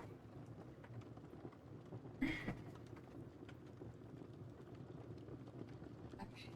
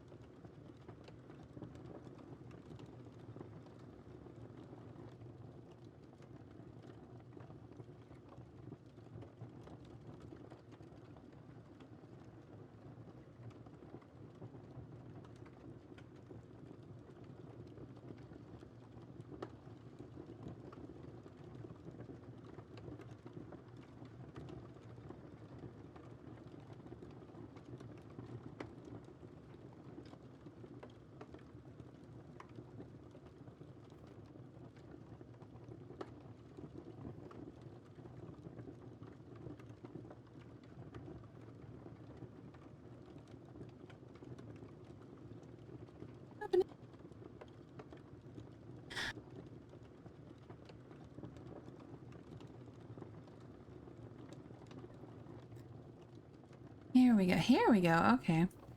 That was so weird. I don't know if I was hitting the button too hard or what. That was weird. But your model has a teacup and everything. I know, but I can't drink that tea. I wish I could.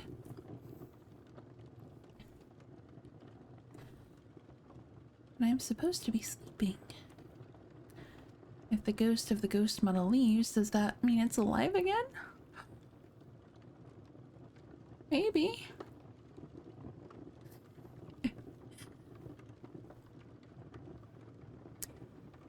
What is tea if not just dirty leaf water? She's just cleaning the water. Ah, you true. That's true. That's true. Thank you. Thank you. Thank you for the welcome back. I'm gonna head out. Good night, wow. I'm telling myself good night. No, good night, Android. Good night. Get some sleep. It's very tasty. Very tasty water. Good night, Banshee. Yeah.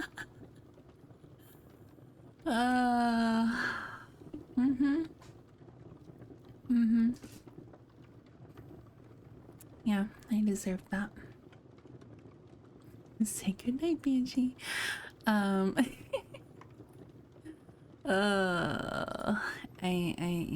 Okay. Let's focus. Let's refocus.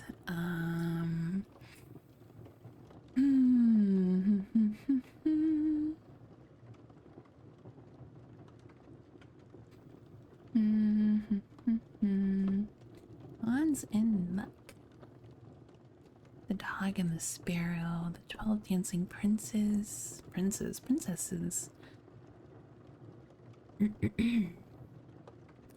Rumpelstiltskin. Oh. And clever Gretel.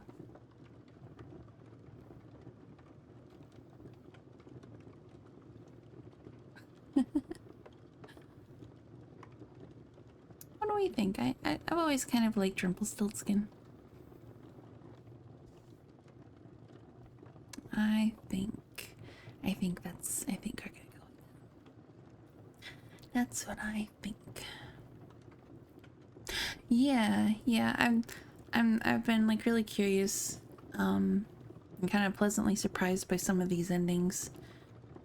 Because I know that a lot of these stories, which of course, you know, a lot of them have been, you know, they have their own like Disney adaptations and stuff. Like I know that, you know, the the grim side is usually pretty grim, so it's been interesting. Okay. Yeah, let's dig into Rumple.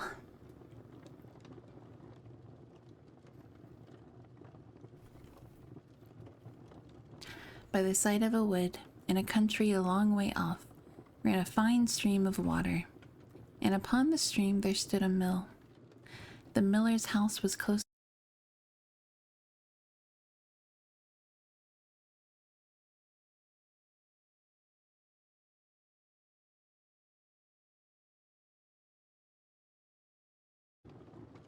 There we go. Oh. There we go. Here we go. I think we're back. Yeah, we're back. Yeah, I don't know. My OBS did like a little spaz. I'm not sure. Yay. We're back. Yay.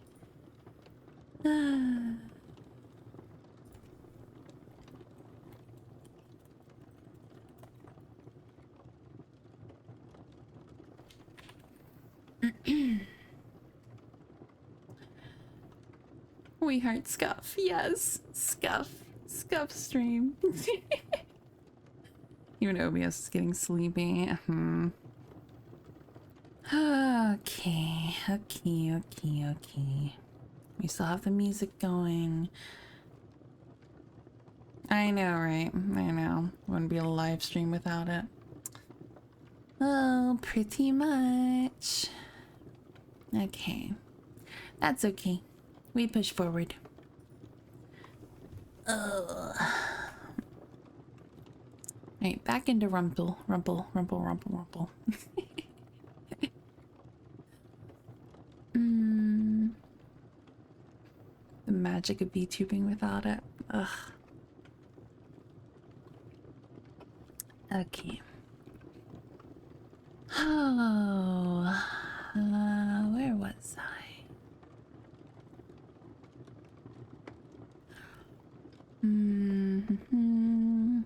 That's right, we had a miller who had a daughter who he claimed could spin gold out of straw.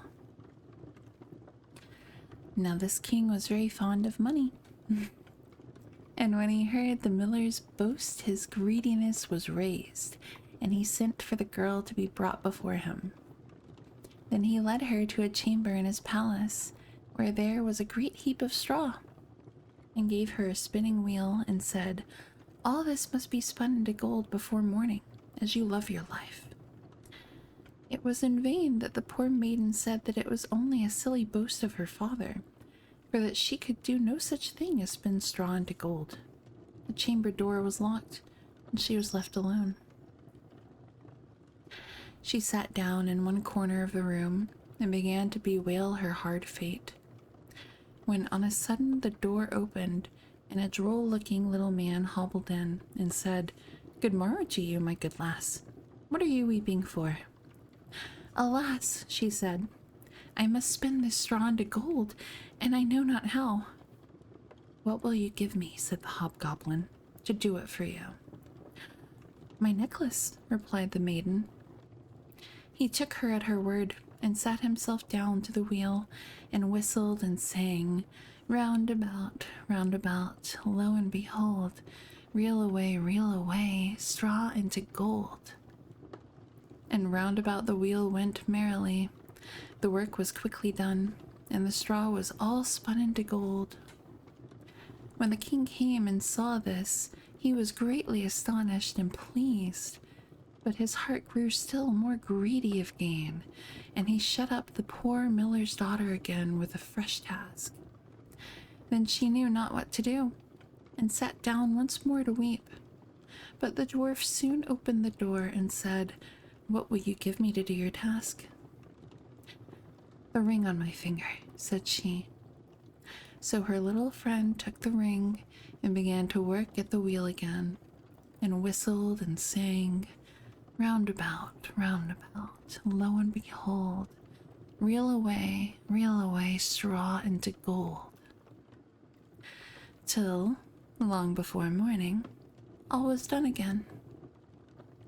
The king was greatly delighted to see all this glittering treasure, but still he had not enough. So he took the miller's daughter to a yet larger heap and said, "All this must be spun tonight, and if it is, you shall be my queen."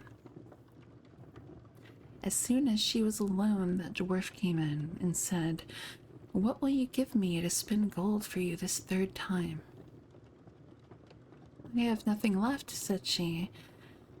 "Then say you will give me," said the little man, "the first little child that you may have when you are queen."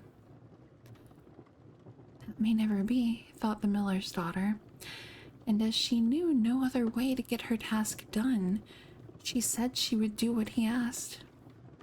Round went the wheel again to the old song, and the mannequin once more spun the heap into gold. The king came in the morning, and, finding all he wanted, was forced to keep his word. So he married the miller's daughter, and she really became queen.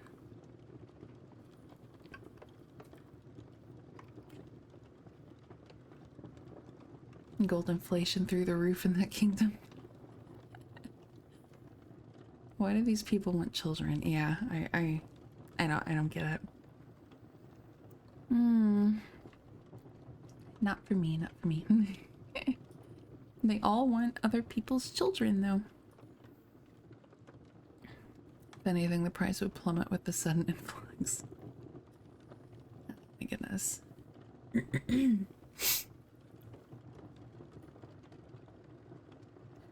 At the birth of her first little child, she was very glad and forgot the dwarf and what she had said. But one day he came into her room where she was sitting playing with her baby and put her in mind of it. Then she grieved sorely at her misfortune and said she would give him all the wealth of the kingdom if he would let her off. But in vain, till at last her tears softened him, and he said, I will give you 3 days. Oops. I will give you 3 days grace. And if during that time you tell me my name, you shall keep your child. Now the queen lay awake all night, thinking of all the odd names that she had ever heard, and she sent messengers all over the land to find out new ones. The next day the little man came in, and she began with Timothy, Ichabod, Benjamin, Jeremiah, and all the names she could remember. But to all and each of them he said, Madam, that is not my name. The second day she began with all the comical names she could hear of. Bandy Legs, Hunchback, Crookshanks, and so on. But the little gentleman still said to every one of them, Madam, that is not my name. The third day, one of the messengers came back and said, I have traveled 2 days without hearing any other names, but yesterday, as I was climbing a high hill among the trees of the forest where the fox and the hare bid each other good night, I saw a little hut. And before the hut burnt a fire, and round about the fire, a funny little dwarf was dancing upon one leg and singing, Merrily the feast I'll make tomorrow. I messed it up. No. Merrily the feast I'll make. Today I'll brew, tomorrow bake. Merrily I'll dance and sing. Jump scare. Thank you for the follow, paradoxical. I can't read it all tonight. This is things are happening. Welcome in. Thank you for the follow. Let's try his little song again, shall we? Merrily the feast I'll make. Today I'll brew, tomorrow bake. Merrily I'll dance and sing. For next day will a stranger bring. Little does my lady dream. Rumpelstiltskin is my name. When the queen heard this, she jumped for joy. And as soon as her little friend came, she sat down upon her throne and called all her court round to enjoy the fun. And the nurse stood by her side with the baby in her arms, as if it was quite ready to be given up. Then the little man began to chuckle at the thought of having the poor child to take home with him to his hut in the woods, and he cried out, Now, lady, what is my name? Is it John? Asked she. No, madam. Is it Tom? No, madam.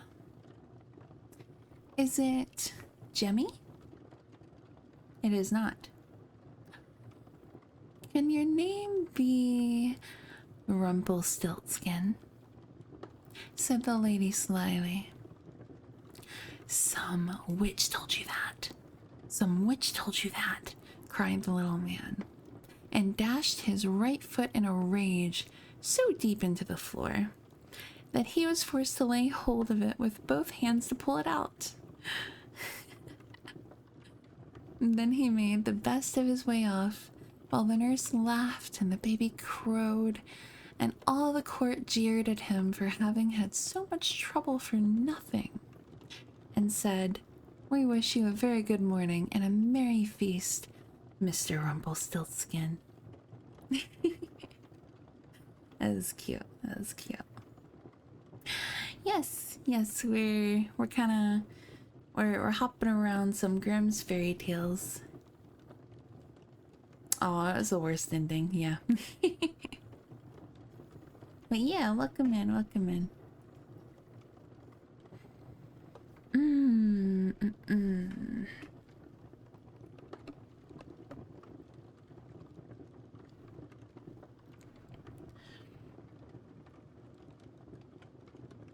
Now I feel like I keep like looking over at OBS like, you are still streaming, right? Yes, okay. Yeah, the Grims.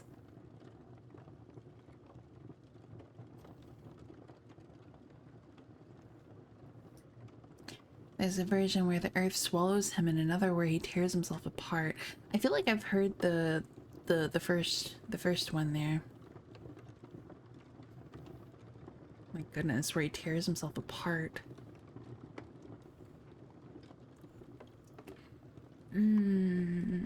Let's go up. Let's see.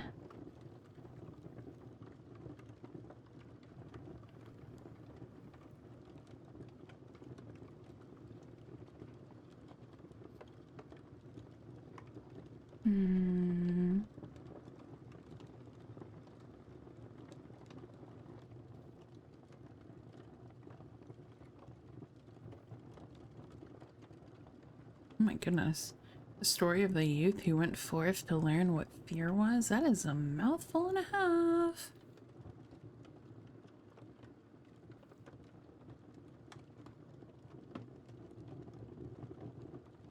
I don't know about that.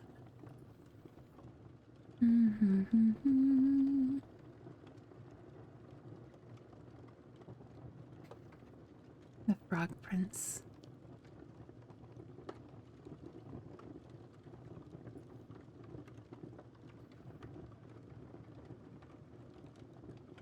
We could do the Frog Prince.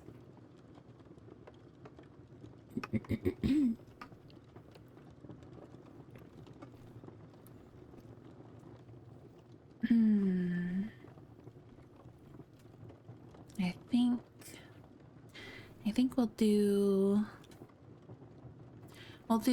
the Frog Prince for sure, and maybe one more, and then I'll do a little wind down and call it a night there.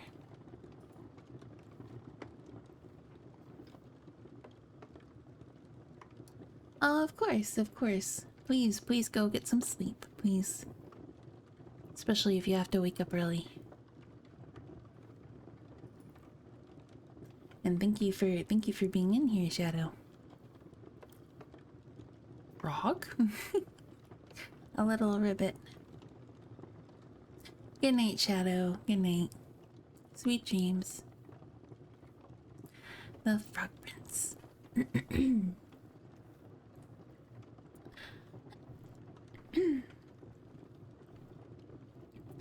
One fine evening, a young princess put on her bonnet and clogs and went out to take a walk by herself in a wood. And when she came to a cool spring of water that rose in the midst of it, she sat herself down to rest a while. Now, she had a golden ball in her hand, which was her favorite plaything, and she was always tossing it up into the air and catching it again as it fell. After a time, she threw it up so high that she missed catching it as it fell, and the ball bounded away and rolled along upon the ground, till at last it fell down into the spring. The princess looked into the spring after her ball, but it was very deep, so deep that she could not see the bottom of it. Then she began to bewail her loss, and said, "Alas, if I could only get my ball again, I would give all my fine clothes and jewels and everything that I have in the world." Whilst she was speaking, the frog put its head out of the water and said, "Princess, why do you weep so bitterly?" "Alas," said she, "what can you do for me, you nasty frog? My golden ball has fallen into the spring."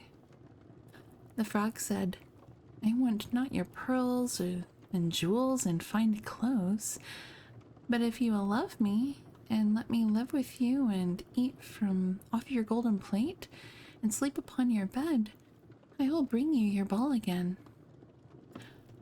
"What nonsense," thought the princess. "The silly frog is talking. He can never even get out of the spring to visit me, though he may be able to get my ball for me, and therefore I will tell him he shall have what he asks." So she said to the frog, "Well, if you will bring me my ball, I will do all you ask." Then the frog put his head down and dived deep under the water, and after a little while he came up again with the ball in his mouth and threw it on the edge of the spring. As soon as the young princess saw her ball, she ran to pick it up, and she was so overjoyed to have it in her hand again that she never thought of the frog, but ran home with it as fast as she could. The frog called after her, "Stay, princess, and take me with you as you said," but she did not stop to hear a word.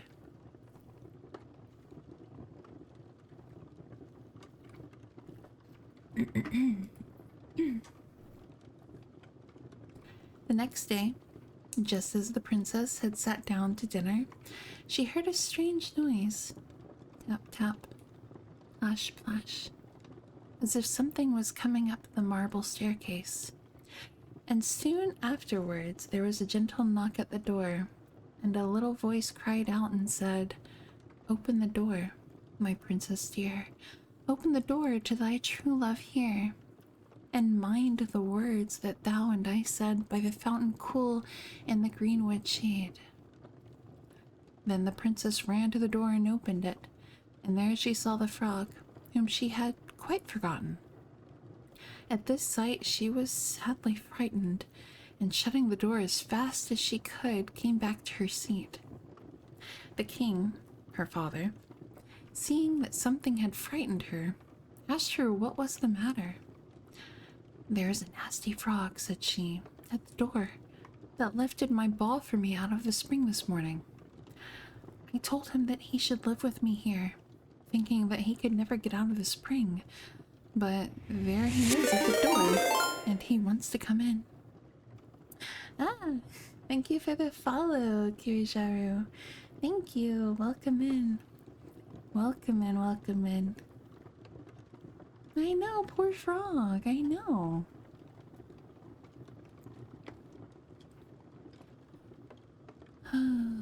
While she was speaking, the frog knocked again at the door and said, "Open the door, my princess dear. Open the door to thy true love here, and mind the words that thou and I said by the fountain cool in the greenwood shade." Then the king said to the young princess, "As you have given your word, you must keep it, so go and let him in." She did so, and the frog hopped into the room and then straight on, tap tap, plash plash, from the bottom of the room to the top, till he came up close to the table where the princess sat. "Pray lift me upon chairs," said he to the princess, "and let me sit next to you." As soon as she had done this, the frog said, "Put your plate nearer to me, that I may eat out of it." This she did, and when he had eaten as much as he could, he said, "Now I am tired. Carry me upstairs and put me into your bed." And the princess, though very unwilling, took him up in her hand and put him upon the pillow of her own bed, where he slept all night long. As soon as it was light, he jumped up, hopped downstairs, and went out of the house.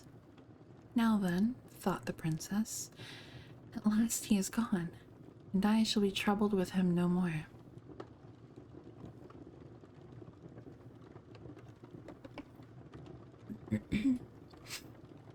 But she was mistaken, for when night came again, she heard the same tapping at the door, and the frog came once more and said, "Open the door, my princess dear. Open the door to thy true love here, and mind the words that thou and I said by the fountain cool in the greenwood shade. And when the princess opened the door, the frog came in and slept upon her pillow as before, till the morning broke.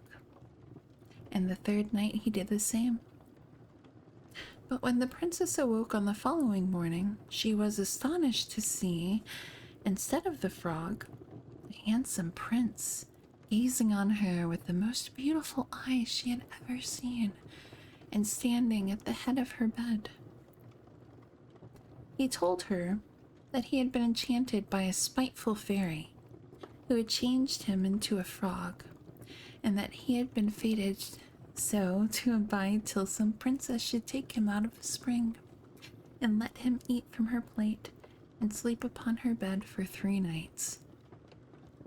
You, said the prince, have broken his cruel charm, and now I have nothing to wish for, but that you should go with me into my father's kingdom, where I will marry you and love you as long as you live. The young princess, you may be sure, was not long in saying yes to all this. And as they spoke, a gay coach drove up with 8 beautiful horses decked with plumes of feathers and a golden harness, and behind the coach rode the prince's servant, faithful Heinrich, who had bewailed the misfortunes of his dear master during his enchantment so long and so bitterly that his heart had well nigh burst. They then took leave of the king and got into the court. Oh my goodness. And got into the coach with 8 hours. Oh my goodness, everything is blurring. And got into the coach with 8 horses, and all set out, full of joy and merriment, for the prince's kingdom, which they reached safely. And there they lived happily a great many years. Props to her for holding to the promise after encouragement from her father. Yeah. I mean, yeah. Good night, Paradoxical. Thank you for stopping by.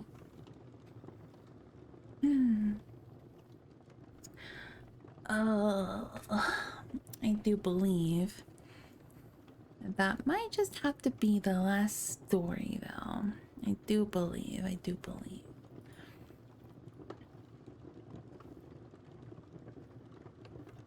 With how I butchered that last sentence, my lord.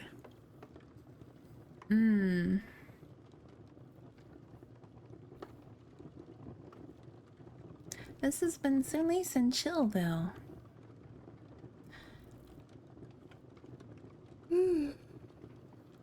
First yawn, which has magically been the first yawn. I know.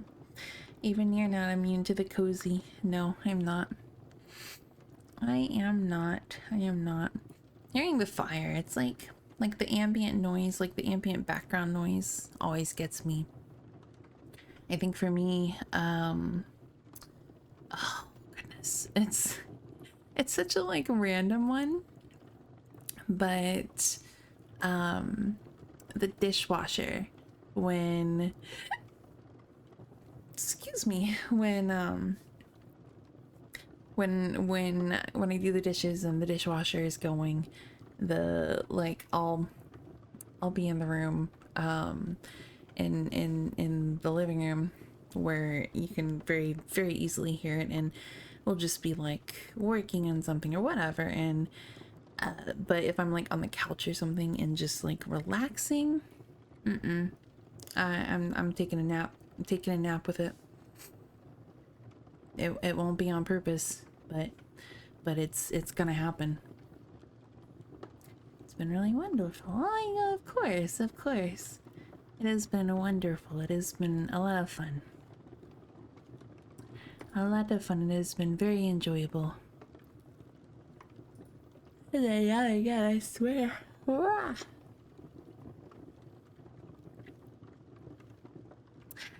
Perfect level of static noise. Yeah. Yep, very much that. Very much that. Oh, goodness. So now that mortuary assistant's been mentioned, I'm like, oh. This, we're probably doing... I was planning on Subnautica for Thursday, getting back into that, but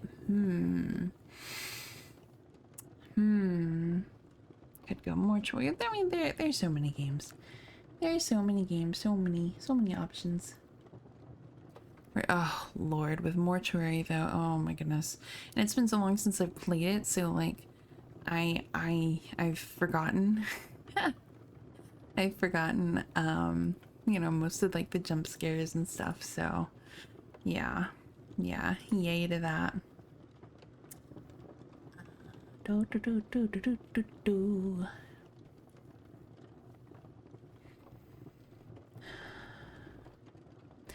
Banshee choose a game to play? Leaning towards no. 8-Ball called it. That's me in a nutshell. It's okay. That's okay. But, my goodness, we reached our follower goal tonight, you guys.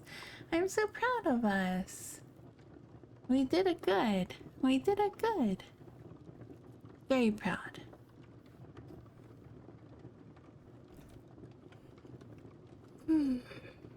Oh my goodness.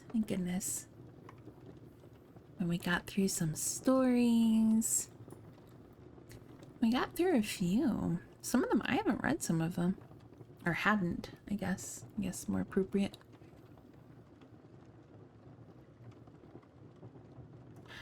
Yee. Much hype. Much happy. Much good.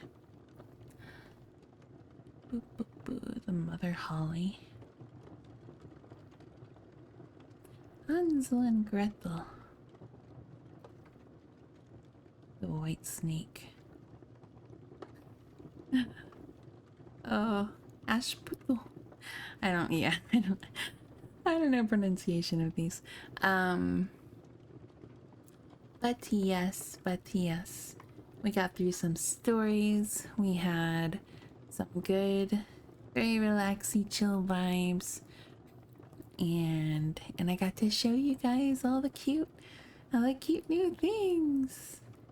And I'm still like figuring out and playing with my model here, so yeah, she's got so much that I have barely really tapped into, so it'll be fun to play with. I'm still like over the expressions, like